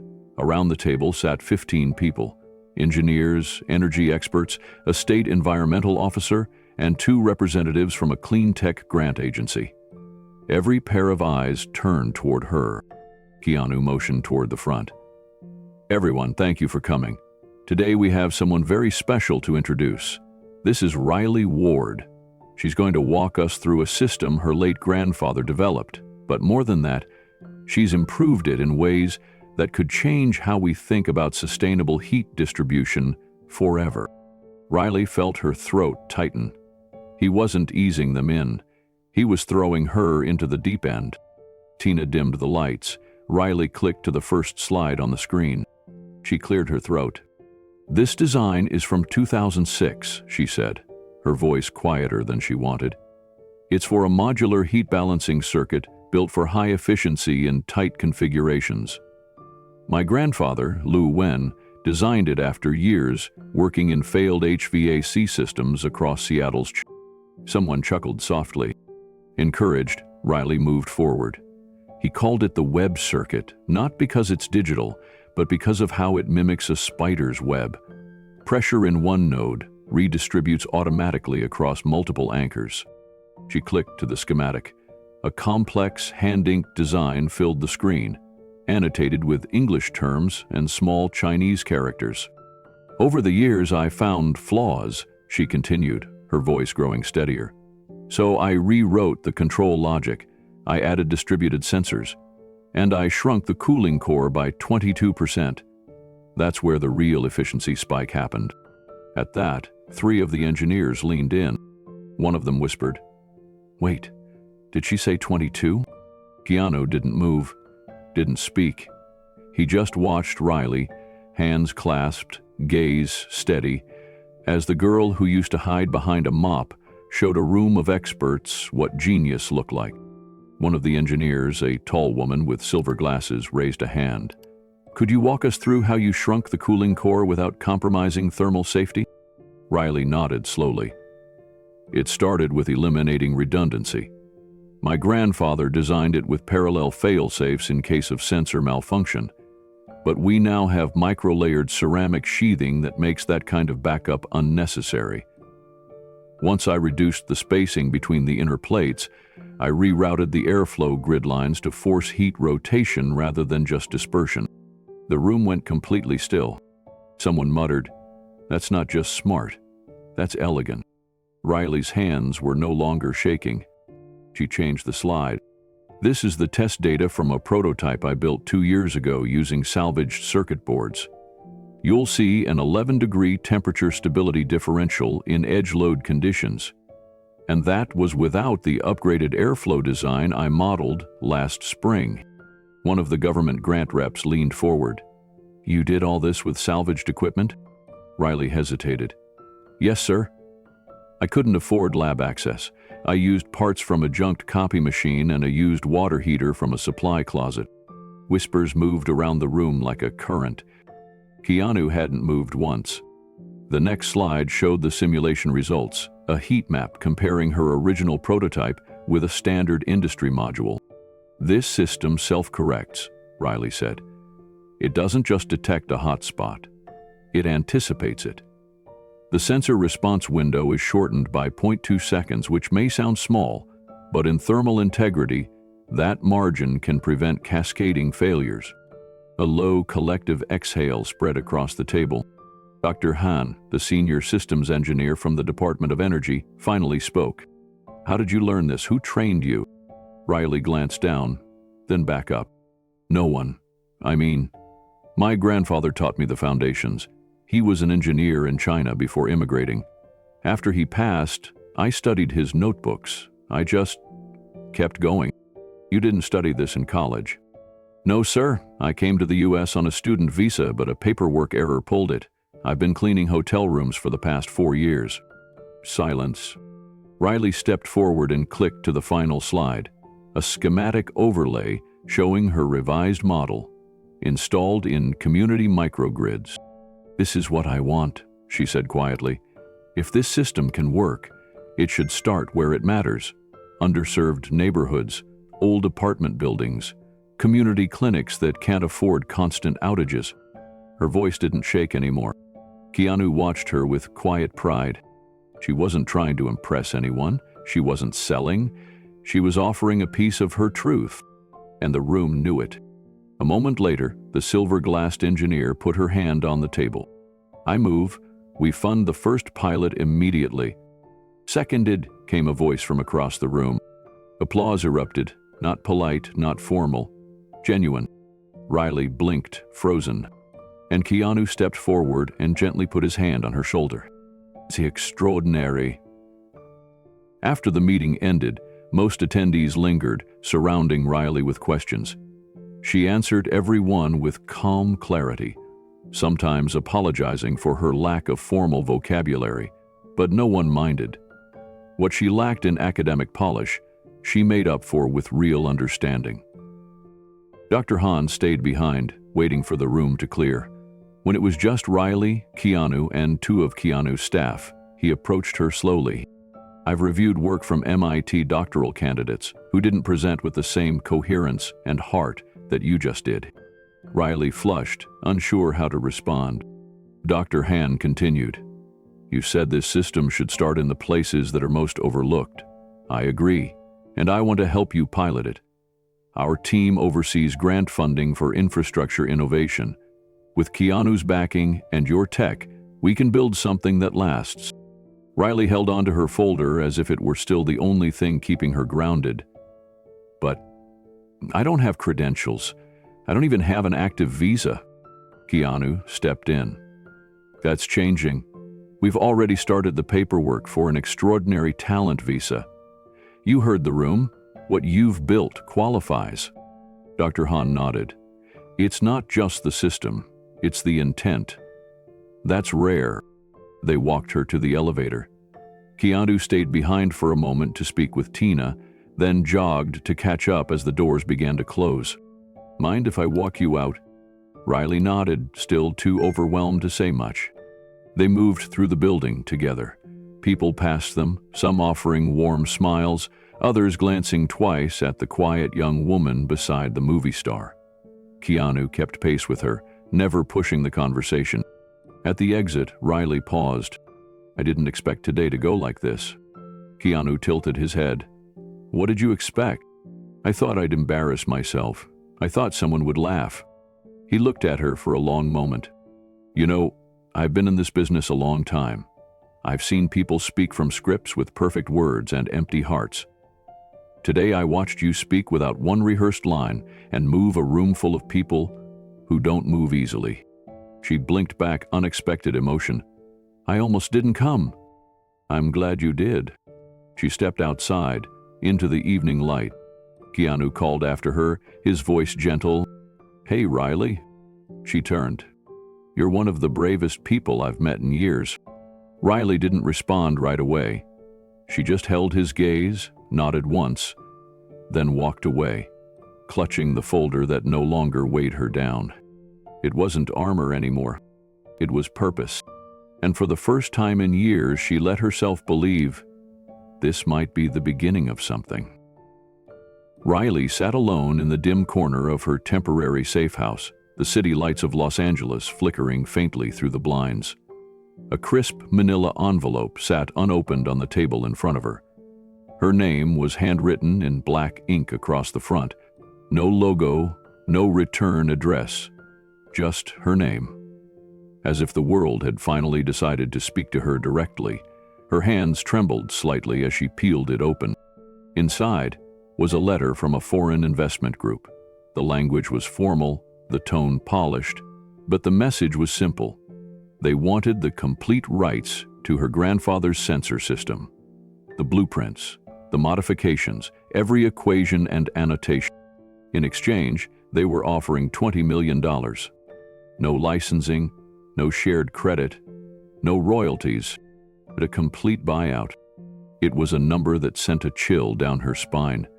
It would change everything. She could vanish from the system, fix her immigration status overseas, buy her mother a house in Taiwan, fund her younger cousin's education, live anonymously for the rest of her life if she wanted to. After years of scrubbing hotel floors, this wasn't just a step up. It was freedom. But it came with a cost. She would never again see her grandfather's name beside the technology, never again shape the way it would be used. There would be no outreach to underserved communities, no distribution to the places where power outages were a daily reality. The investor had been clear in a follow-up call. They would commercialize the design immediately, optimize it for exclusive industrial use, and restrict any nonprofit licensing. It would become another buried invention made profitable for a few. Her grandfather's words came back like a whisper through time. Solutions are meant to serve, not just succeed. She remembered sitting cross-legged beside him in the garage, watching as he used a bent paperclip to repair a fan no one else had bothered to fix. If you make something just to impress someone, he had told her, it'll fade. If you make something to help someone, it might live forever. Keanu hadn't pressured her. When she'd shown him the offer, his reaction was quiet. He'd simply said, "You don't owe me a decision, but whatever you choose, it's your story. No one else gets to write it for you." She had nodded, saying nothing at the time. But that night, she left the lights off in her room and walked the city streets for hours, wrapped in her hoodie, her fingers wrapped around that offer letter like it might melt. Downtown, Little Tokyo, Echo Park. No destination, just motion. She wasn't running. She was listening to the echo of a man long gone who had believed in solutions that lifted people, not just portfolios.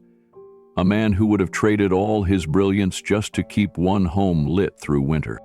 By dawn, Riley found herself at the same diner she and her grandfather used to visit on Sunday mornings. It hadn't changed. Same cracked vinyl booths, same old jukebox, same handwritten signs over the register. She slid into the back corner and ordered tea, not because she wanted it, but because it gave her something to hold. She took the offer letter out again. The ink looked even darker in the morning light.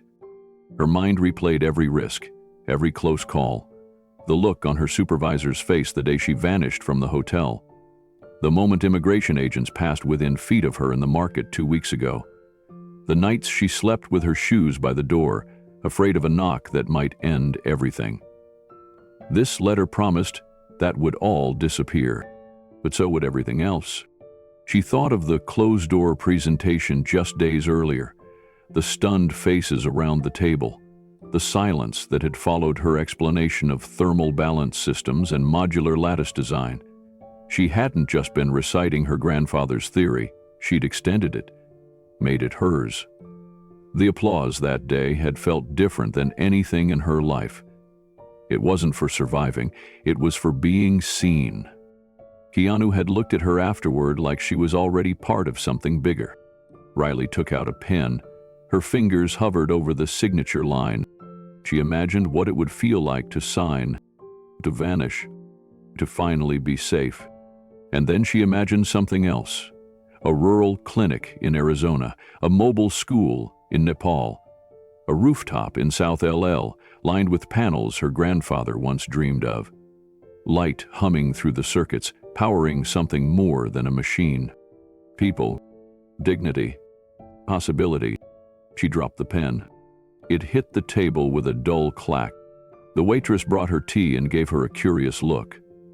"You okay, hon?" Riley smiled faintly. Just deciding whether or not to disappear. The waitress blinked, then gave a soft laugh. Try the waffles, they usually help. After paying her bill in cash, Riley walked 4 blocks to the nearest post office. She stood outside the blue mailbox for a long time, the offer letter in one hand, an unsealed envelope in the other. Finally, she placed the unsigned offer back into the envelope, sealed it, and wrote one sentence on the back, in thick, black ink. Thank you, but this solution was never for sale. She slid it into the mailbox and walked away without looking back. That night, she didn't tell Keanu what she'd done. Not at first. Instead, she showed up at the small co-working space his team had set up for her, opened her laptop, rolled out the updated schematics, said simply, "I figured out how to drop the thermal delay by another 6%. Keanu glanced up from across the table, smiling. "I guess that means you made your choice." She nodded. "I did." The next morning, Riley stood in front of a large whiteboard in the shared workspace, drawing new thermal stress curves with quiet confidence. Her movements were sharper now, steady, not rushed or unsure. Tina, Keanu's assistant, walked in carrying a tray of coffees and paused.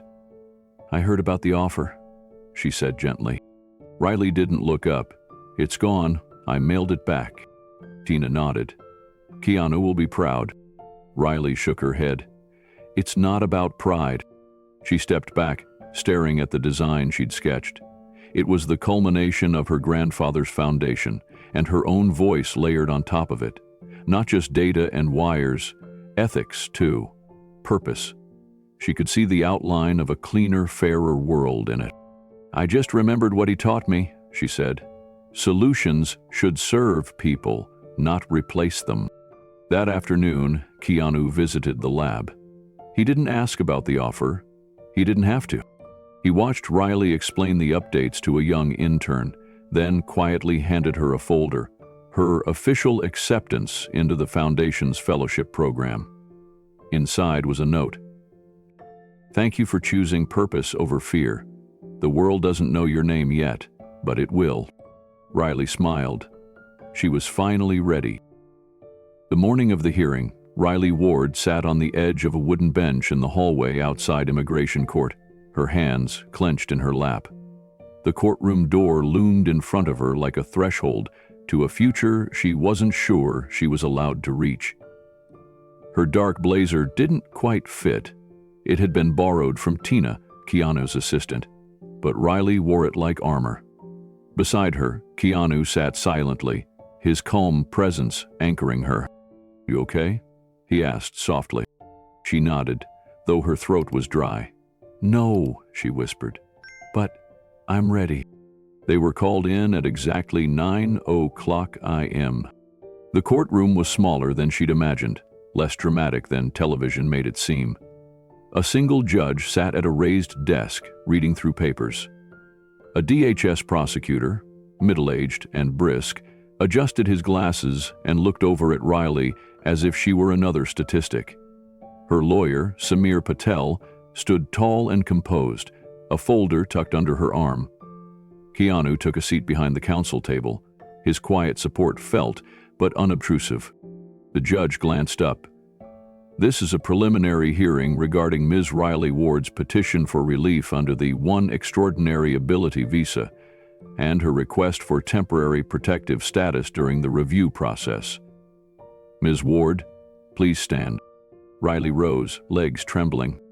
The prosecutor wasted no time. "Your Honor, this case involves an undocumented individual who overstayed her student visa and then concealed her identity for years.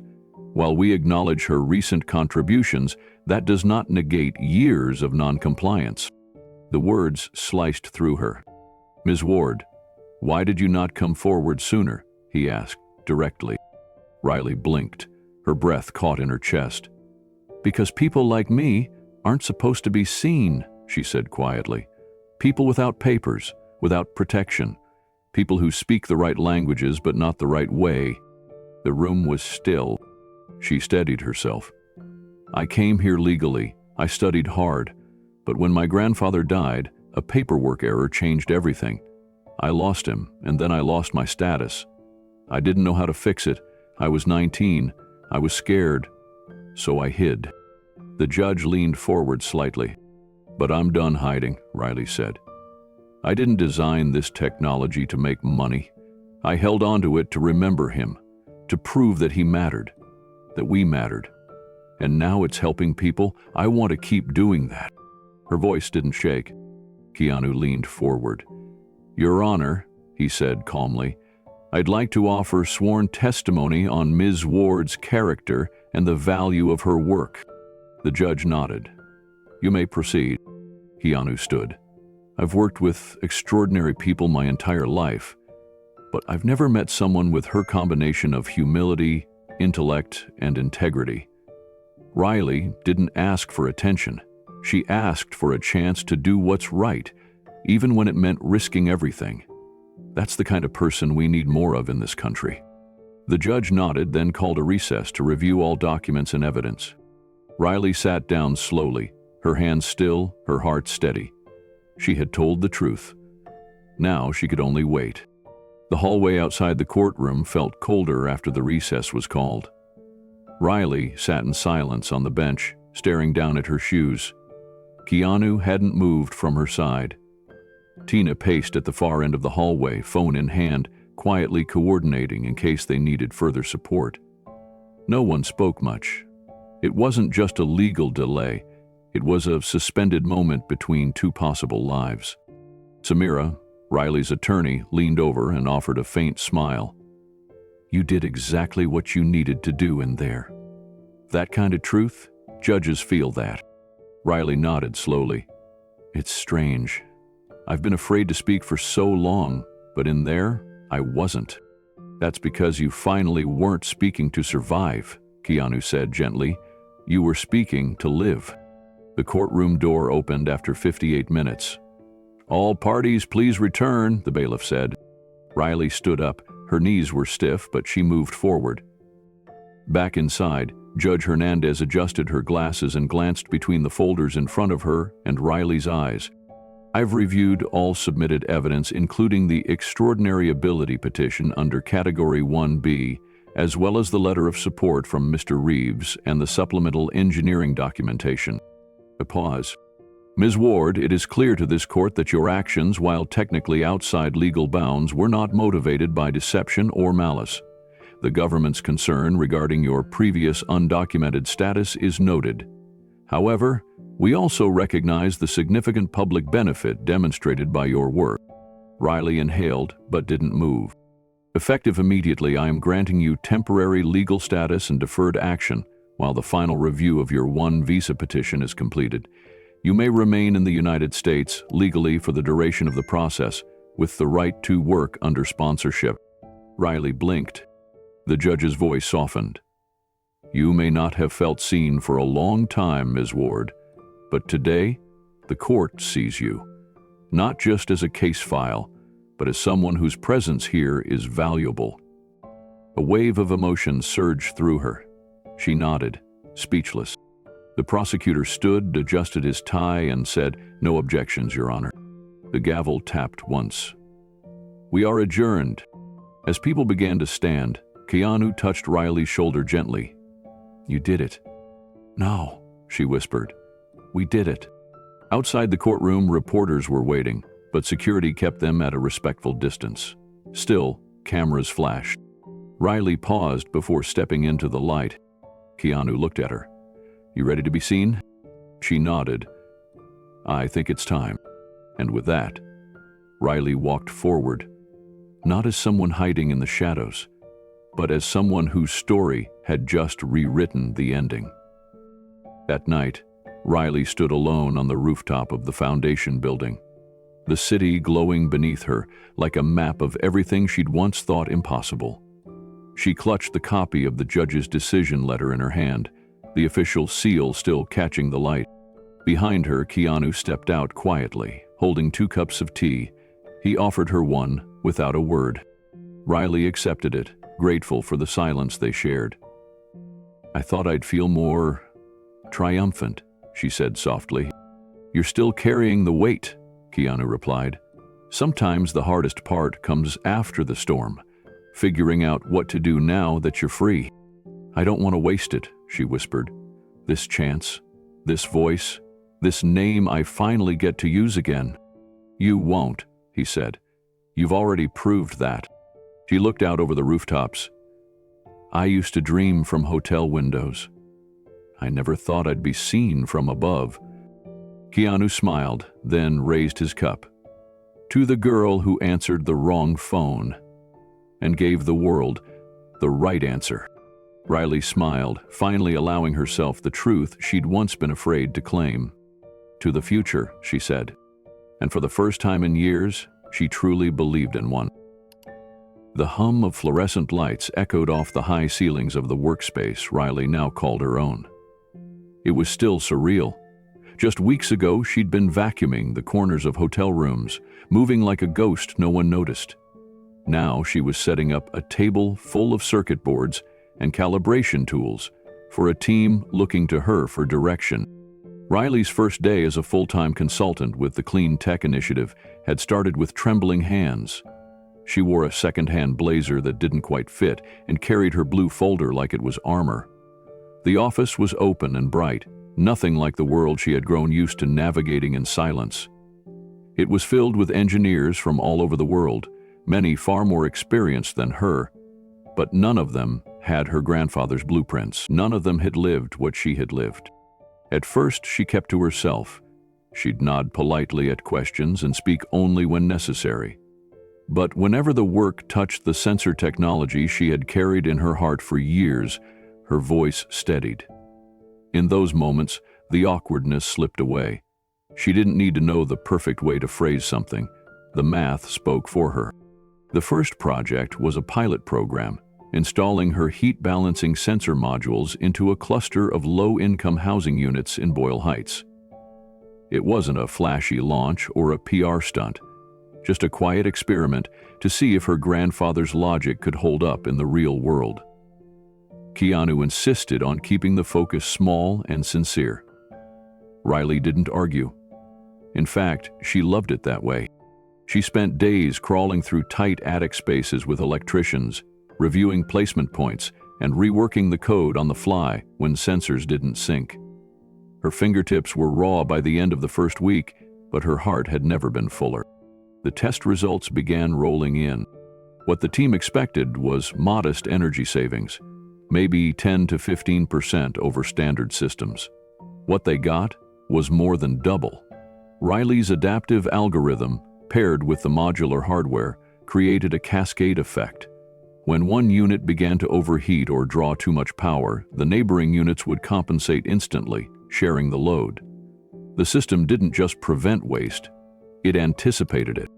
By the end of the first month, electricity costs in the trial homes had dropped by nearly 35%. Word spread quickly through the team. Whispers turned to excitement. The lead engineer, a tall woman named Olivia Tran, stopped by Riley's station late one night just to say, "You know this is going to change the way we design for shared energy grids, right?" Riley shrugged. "It's just a start." But inside, she felt a glow she hadn't felt since her grandfather taught her how to solder her first circuit. She was starting to believe what Keanu had told her back in the conference room. Maybe she really did belong here. By the third week, Riley was no longer just the quiet newcomer in the lab. People sought her out with questions, invited her to whiteboard sessions, and even asked her to lead design reviews.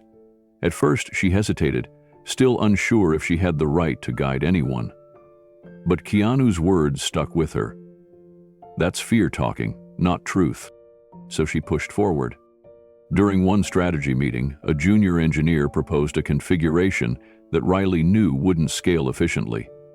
Instead of shrinking into silence, she raised her hand, walked to the board, and carefully drew an alternate wiring path. Her voice was soft but steady. She explained the flaw and how a staggered sensor layout, similar to how her grandfather once designed street lamp circuits in winter, would handle voltage spikes more gracefully. The room fell silent for a moment. Then, Olivia nodded. "She's right. That's smarter." From that day forward, The team stopped treating her like a guest. She was one of them. But Riley didn't just want to work on wires and sensors. She wanted to build something lasting. So when a local nonprofit reached out asking if someone could speak to their STEM mentorship group, mostly girls from under-resourced schools, Riley volunteered. She didn't tell anyone. She just showed up, standing behind a folding table at a community rec center, her hands shaking like they had in that first hotel meeting with Keanu. The room was filled with curious teenagers, many of them unsure whether they belonged in the world of engineering. Riley knew that feeling better than anyone. "I used to think smart people wore suits and used big words," she said softly as the group leaned in. "Then I realized being smart just means you see patterns and ask questions, and you care enough to solve problems, even when no one's watching." The girls stared at her, wide-eyed. One of them raised her hand. "So how do you become an engineer?" Riley smiled, a little crooked and a little shy. "You start by not believing anyone who says you can't." From that day on, she began mentoring regularly, quietly, no social media, no press. Just Saturday afternoons filled with soldering kits, broken toys turned into speaker systems, and young girls learning that confidence could sound like curiosity. When the pilot installation reached full capacity, Riley's system had reduced neighborhood energy demand so significantly that the city's utility board requested a briefing. Keanu attended the ribbon cutting for the project, but when reporters asked him for a quote, he waved them off and pointed to Riley. "She's the one you should be listening to," he said. "She's the one who made it possible." That night, Riley stood in her apartment, holding a framed photo of her grandfather. The ribbon from the ceremony was folded beside it. Her old mop handle leaned forgotten in the corner. She'd made a promise to honor his work and to never disappear again. And now she was keeping it. 2 months into the initiative, Riley sat across from a city planning board in Oakland, presenting the expansion proposal for her sensor system. What had started as a pilot for 30 homes had ballooned into a scalable model with over 24 requests across the state. Her once-worn sketches were now polished into full technical reports, drafted by a team she now led. She still blushed when introduced as lead systems engineer, but she didn't flinch anymore. Her presentation was calm, meticulous, and grounded in lived understanding. She didn't just speak in technical terms. She explained what energy savings meant to single parents choosing between groceries and heating, to seniors who skipped cooling their apartments in the summer. Riley didn't pitch a system. She advocated for a solution. After the meeting, a woman from the housing authority approached her quietly. "That story about your grandfather? My dad was an electrician too. He used to tell me, we fix things because we love people. You reminded me." Riley smiled and thanked her, deeply moved. Every step forward felt like reclaiming a piece of a life she thought she'd lost forever. Later that week, Keanu stopped by the lab unannounced.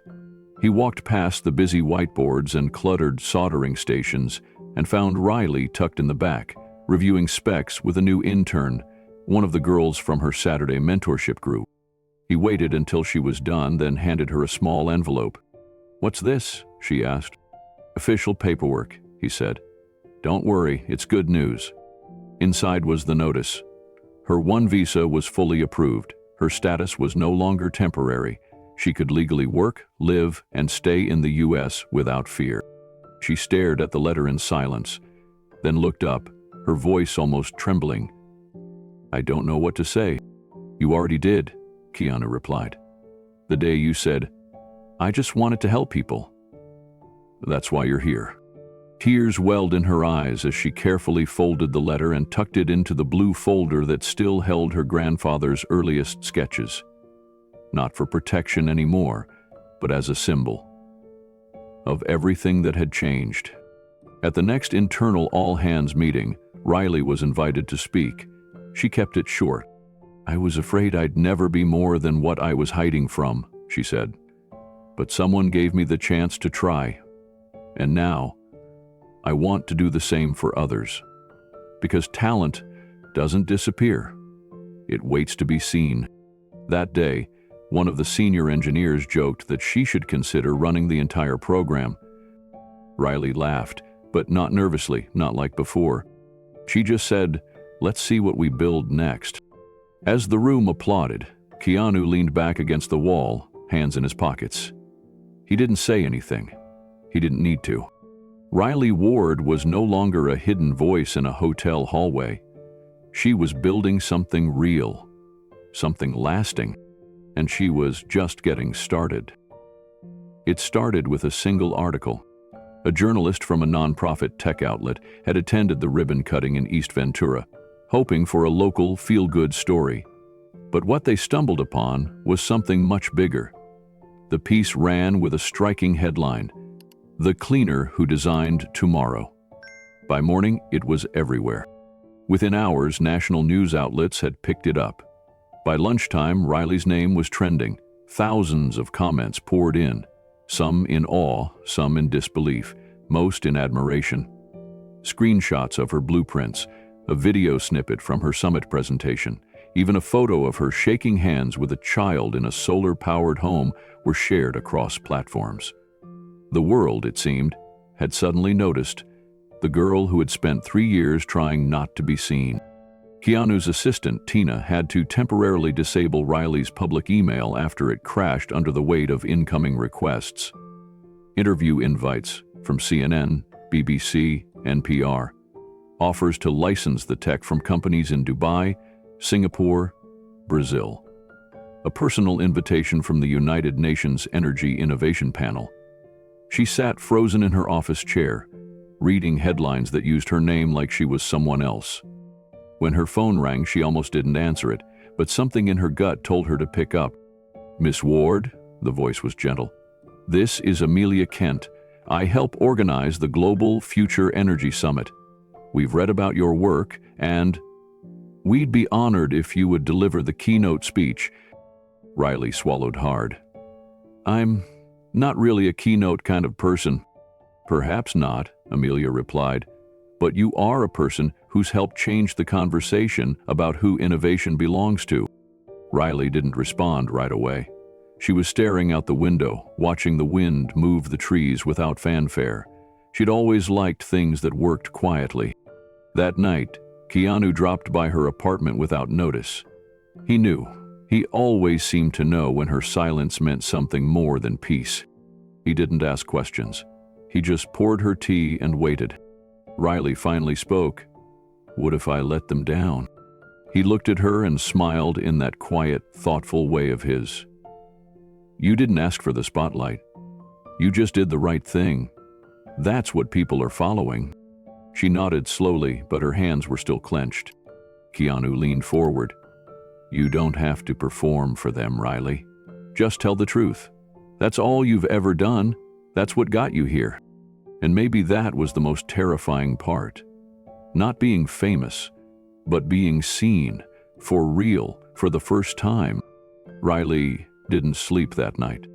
She lay in bed, staring at the ceiling, her thoughts pacing faster than her heartbeat. The emails, the headlines, the Energy Summit invitation, all of it felt like it had happened to someone else. Not the girl who used to flinch when her name was called on a roll sheet. Not the cleaner who once panicked over a broken vacuum cord and cried behind a linen closet.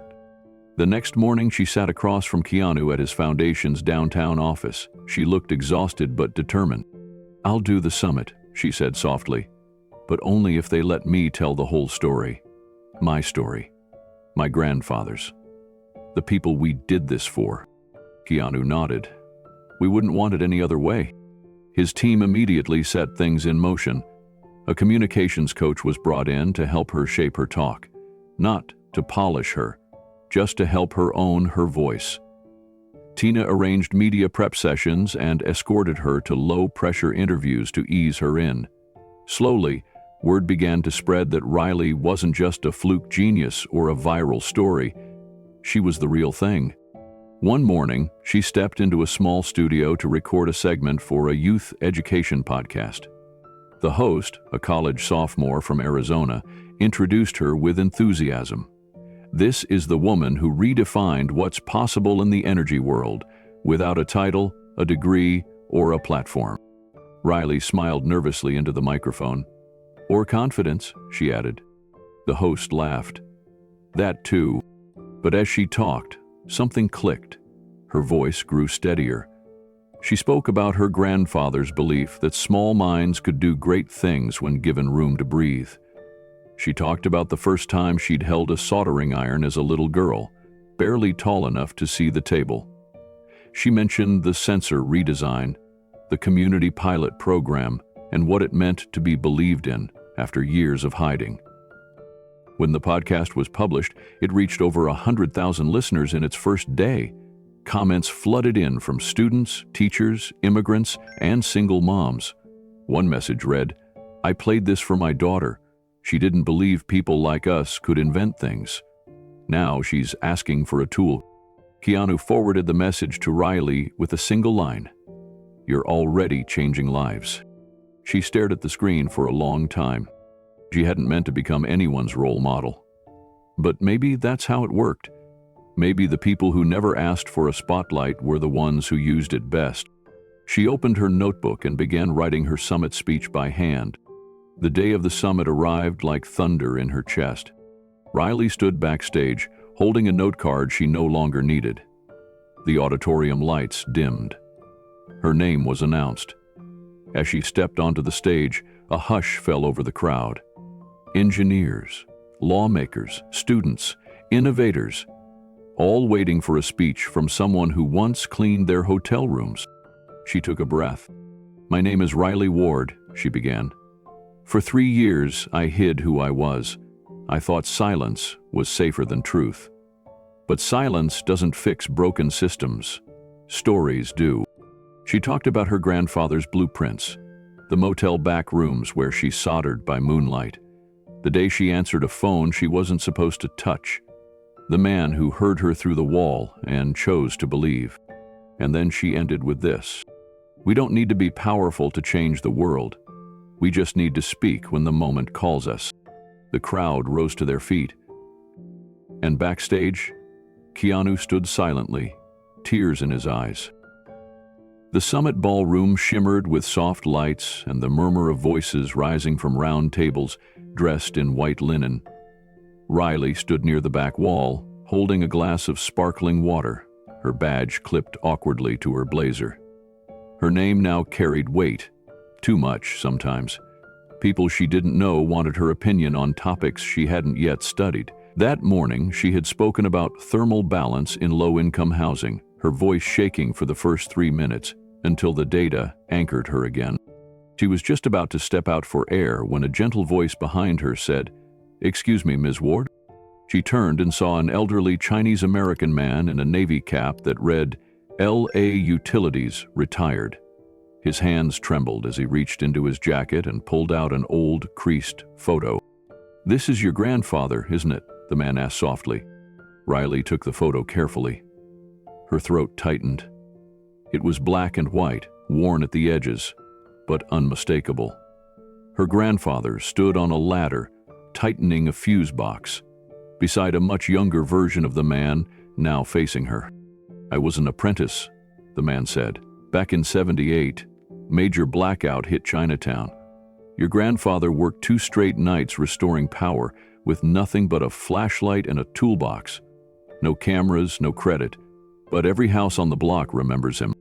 Riley blinked fast, the image in her hands becoming blurry through her tears. Riley held the photo like it was glass, her fingers trembling as she looked down at her grandfather's familiar face. He wore his usual half-smile, the one he'd give her when she was little and struggling with a stubborn math problem. She remembered how he used to pat her shoulder and say, "Solutions are patient." "We must be too." The man beside her pointed to the photograph again. "He fixed the grid faster than anyone thought possible. I remember the older technicians were skeptical. He was an immigrant, not officially trained by their standards. But when he finished the job, they all stood and clapped. I've never forgotten that night." Riley's voice cracked as she asked, "How did you keep this picture all these years?"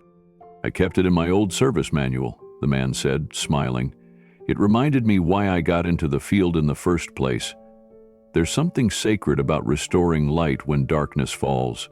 Your grandfather, he didn't just fix wires. He gave people back their peace of mind. Tears spilled down Riley's cheeks. She didn't wipe them. The moment deserved silence, not distraction. She had spent so long afraid she'd forgotten what her grandfather truly meant to others.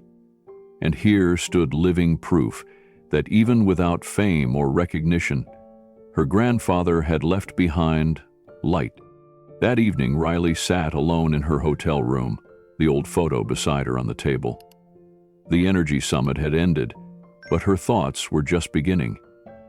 She kept hearing the man's words. He gave people back their peace of mind. Her grandfather had never sought attention.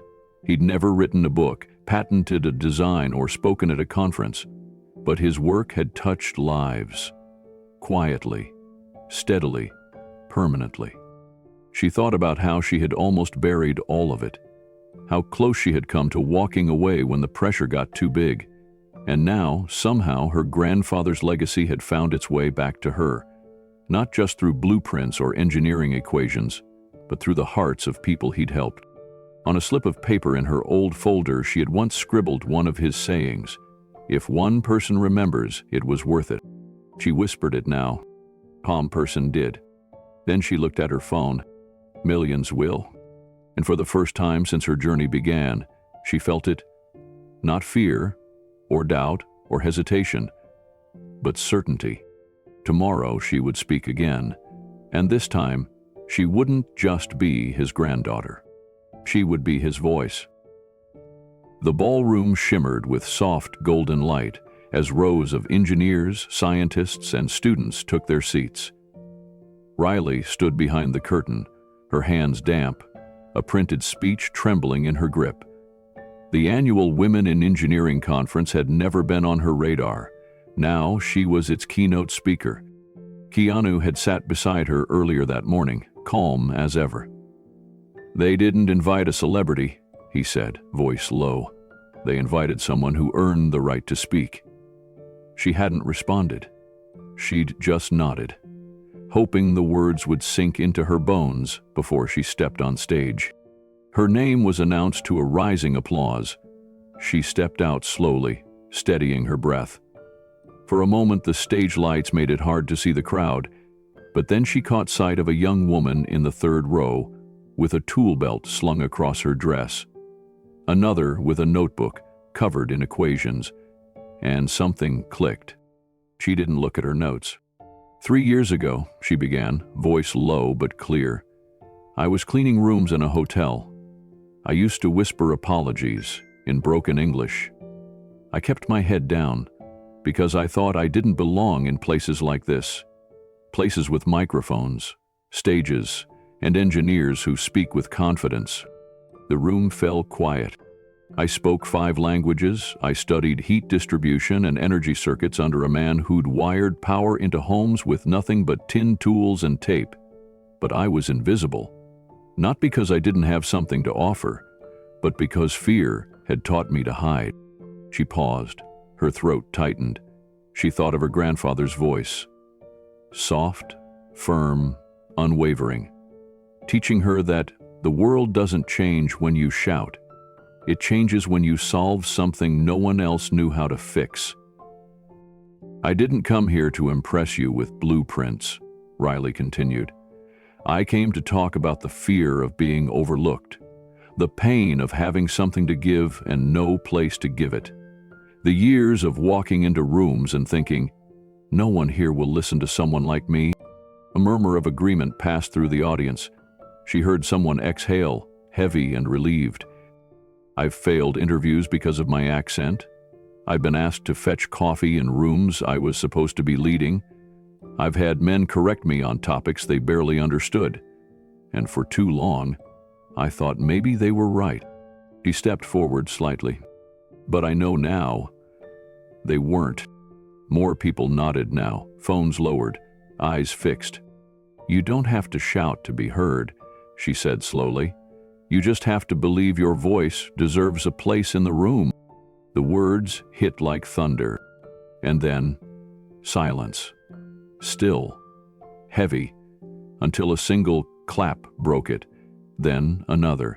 Then the entire room stood to its feet. Engineers, students, CEOs, every woman in that ballroom rose and applauded until Riley had to look down, overwhelmed by the force of it. For the first time in her life, she didn't want to disappear. She wanted to stay right where she was. Riley stepped off the stage, still dazed, still flushed with disbelief. A soft hand caught hers as she reached the wings. It was Keanu. He didn't say anything, just gave her a nod that said everything. Backstage, she was surrounded. A young engineer from Ohio told her, "You said what I've been afraid to say for years." Another woman, older, with graying hair and tired eyes, whispered, "I thought it was too late for me. You reminded me it's not." They weren't asking her for autographs. They were thanking her for something deeper, for permission to believe they mattered. In the hallway outside the ballroom, Riley found a quiet corner and sat down, her hands still trembling. She pulled out her grandfather's old notepad from her bag, the one with his worn sketches and faded annotations. The leather cover was cracked from years of use. On the first page, in delicate Mandarin script, he had once written, "The most powerful circuits are built in silence." It had always confused her. Until now. She looked up and noticed something she hadn't expected. Across the corridor, tucked in a quiet alcove, a group of high school students were seated in a half-circle, talking animatedly. One of them held up a printout of Riley's sensor design, pointing excitedly at one of the energy feedback loops. Another was sketching a prototype modification in her notebook. Riley stood and walked over. "Hi," she said softly. They froze. Then one of them blurted out, "You're her.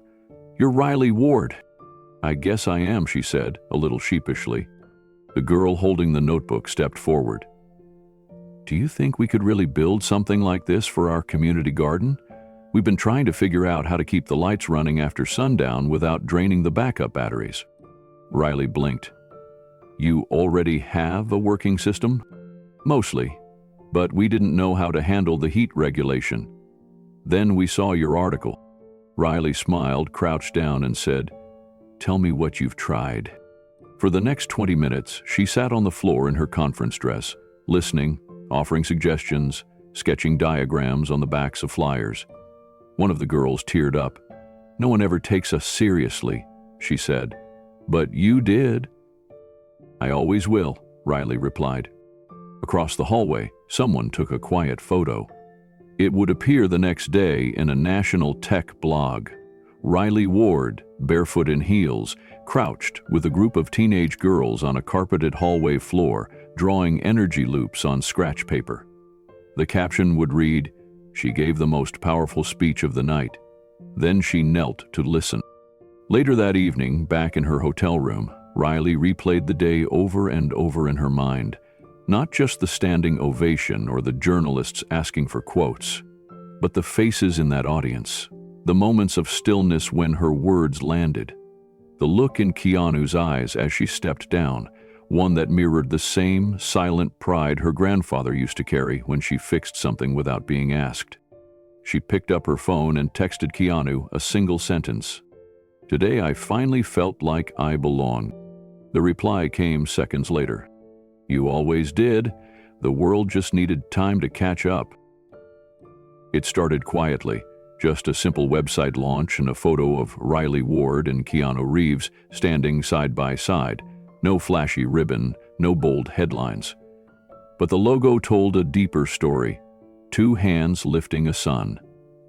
The Ward Reeves Initiative was born, not as a company or a vanity project, but as a living promise. A commitment to build what Riley's grandfather always believed in, clean energy that belonged to everyone. Their first grant went to a fishing village in the Philippines, where diesel generators kept children awake at night and fumes coated every wall. Riley flew in with a small team and 2 giant crates marked prototype.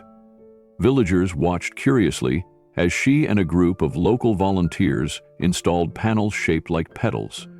The modular sensors responded to heat in real time, adjusting output to avoid burnout. The lights flickered on just after dusk, steady and silent. No one spoke. Then one woman clapped. Then the entire crowd erupted. Riley didn't say a word.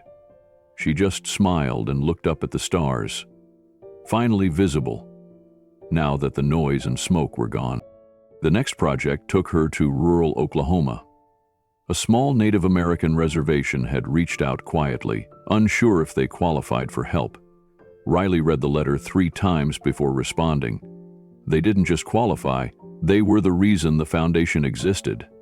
A month later, she stood in a community center while an elder told her, "Your grandfather had good medicine in his hands. I see it in you." Keanu didn't travel with her on every visit, but whenever he could, he showed up quietly. He never stepped in front of her. At a ribbon cutting in East Texas, he stood behind a crowd of students as Riley explained how the panels worked. One teenage girl whispered, "That's Keanu Reeves." He put a finger to his lips and smiled. In North Carolina, Riley met a high school robotics club whose entire workshop ran on outdated batteries and borrowed parts. The school had applied for Ward Reeves funding, not expecting a reply. Instead, Riley showed up in person. She didn't bring a film crew, just a sketch pad, a soldering kit, and 3 days to spend in their dusty garage. By the end of the weekend, the lights in the workshop were powered by rooftop panels, and each student had learned to install a sensor by hand. When a reporter asked why someone so well-known would spend hours crawling through dusty rafters with teenagers, Riley only shrugged and said, "Because someone once taught me that big ideas live in small places." The foundation kept growing. Donations came in from unexpected sources, tech firms, individual supporters, retired engineers. But Riley insisted on visiting every site they funded. "Technology is only half the work," she told Keanu one evening. "The other half is showing up." She began developing a mentorship program for students from underserved backgrounds, girls, immigrants, teens who'd been told their voices didn't belong in technical spaces. She called it Whisper Lab, a nod to the years she'd whispered instead of speaking aloud. There were no interviews, no tests, just a single essay. What problem do you want to solve, and who do you want to solve it for? One student wrote, "I want to help my grandmother stop choosing between heat and food." Riley flew her in for the first training session. Meanwhile, Keanu watched everything from the sidelines with quiet pride. He attended the board meetings, approved the budgets, wrote personal thank you notes to each grant recipient, but he never gave interviews. "She's the story," he told a journalist who tried to spotlight his role. "I'm just following her lead." At a donors' dinner, someone asked Riley if she ever missed her old life. The quiet, the invisibility. She paused. "Some days, yes," she admitted. "But then I remember what my grandfather used to say. Being invisible means no one can hurt you, but it also means no one can help you." I think he wanted me to know there's a difference between safety and silence. Her words echoed as the dinner hall fell silent. Then came the applause, soft at first, then rising like a wave. Riley didn't smile. She simply nodded once, her eyes scanning the faces of donors, students, and community leaders. She didn't need to be celebrated. She just needed the mission to keep moving. Later that night, Keanu walked with her through the courtyard of the community tech center they'd just opened in New Mexico. The stars above them were brilliant, scattered across the desert sky. He looked over at Riley, who stood quietly beneath the open dark. "This," he said, "this is going to outlive both of us?" She nodded. "That's the point." He didn't say anything more. He didn't need to. A few steps later, she reached into her bag and pulled out the original blue folder. The edges were still worn, the paper inside still soft from years of being handled. She handed it to him. "Keep it," she said. "It belongs in the future now." Keanu took the folder gently, holding it like something sacred. Neither of them spoke again that night. They didn't need to. The work would speak for them. The morning sun filtered through the glass-paneled workshop where Riley stood, adjusting the placement of a solar node alongside a group of young interns. Her hands moved with confidence, her voice calm and clear as she explained the configuration of the grid. A teenager beside her scribbled notes, nodding enthusiastically. Another captured the moment on her phone, whispering, "She's really the one who made this happen." Riley glanced over, smiled softly, then returned to tightening the final bolt. 3 years ago, she would have shrunk away from this attention. Now, she let the moment settle. Not for the spotlight, but for the purpose behind it. Later that day, as the team gathered for the installation's activation, a local mayor handed Riley the switch. Standing beside Keanu, she looked at the small group of families watching nearby, many of whom had lived without steady electricity for decades. She took a breath and pressed the button. Lights flickered on across the rooftops, and a cheer rose in the air. She didn't speak right away. Instead, she looked to the panels, each one born from lines drawn by her grandfather's hand decades ago, and felt their quiet strength. Then, with a microphone in hand, she finally said the words she'd rehearsed in her heart. 3 years ago, Riley began, I was afraid to speak. The crowd hushed. I thought if I stayed invisible, I could survive. But silence wasn't safety. It was a cage. Today, my grandfather's voice speaks through every panel we install, every switch we flip, every village that lights up. He always told me, don't just build something strong, build something that lasts. She paused, meeting the eyes of the children standing beside their parents, faces aglow in the new light. Now I know what he meant. A few weeks later, Riley stood before a small group of teenage girls in a dusty schoolroom in rural Texas. Solar panels gleamed on the roof above them, humming with silent energy. One of the students raised her hand and asked, "How did you get here?" Riley paused, glanced at the faded photograph of her grandfather in her bag, then spoke slowly. 3 years ago, I was afraid to speak. I thought I had to stay quiet to stay safe. I thought my voice didn't belong in rooms like this. She looked at each girl in turn. But I was wrong. My grandfather used to say, the most powerful current in the world is belief. Not electricity, not wealth. Just belief. In people, in ideas, in possibility. The girls leaned forward, listening. Today, his voice speaks through every panel we install. Not just through wires, but through every young person who chooses to build something better instead of waiting for permission. Applause filled the room, but Riley's voice stayed calm, steady, grounded in truth. We are all carrying something powerful, and sometimes the people who feel invisible are the ones the world needs to see most. A few hours later, footage from the event reached the Ward Reeves Initiative website. Viewers around the world watched Riley, no longer a hotel cleaner hiding behind a mop, but a mentor, an innovator, a quiet force for change. Keanu watched from backstage and smiled. This was her moment, and she had earned every step of it. Now it's your turn. Have you ever helped someone find their voice? Share your story in the comments below. You never know who you might inspire. And if you have a story idea you think Keanu should take on next, tell us. Your suggestion might be the spark for the next transformation. Let's keep building a world where second chances aren't just possible, they're expected. And where every voice, no matter how quiet, has a place in the room.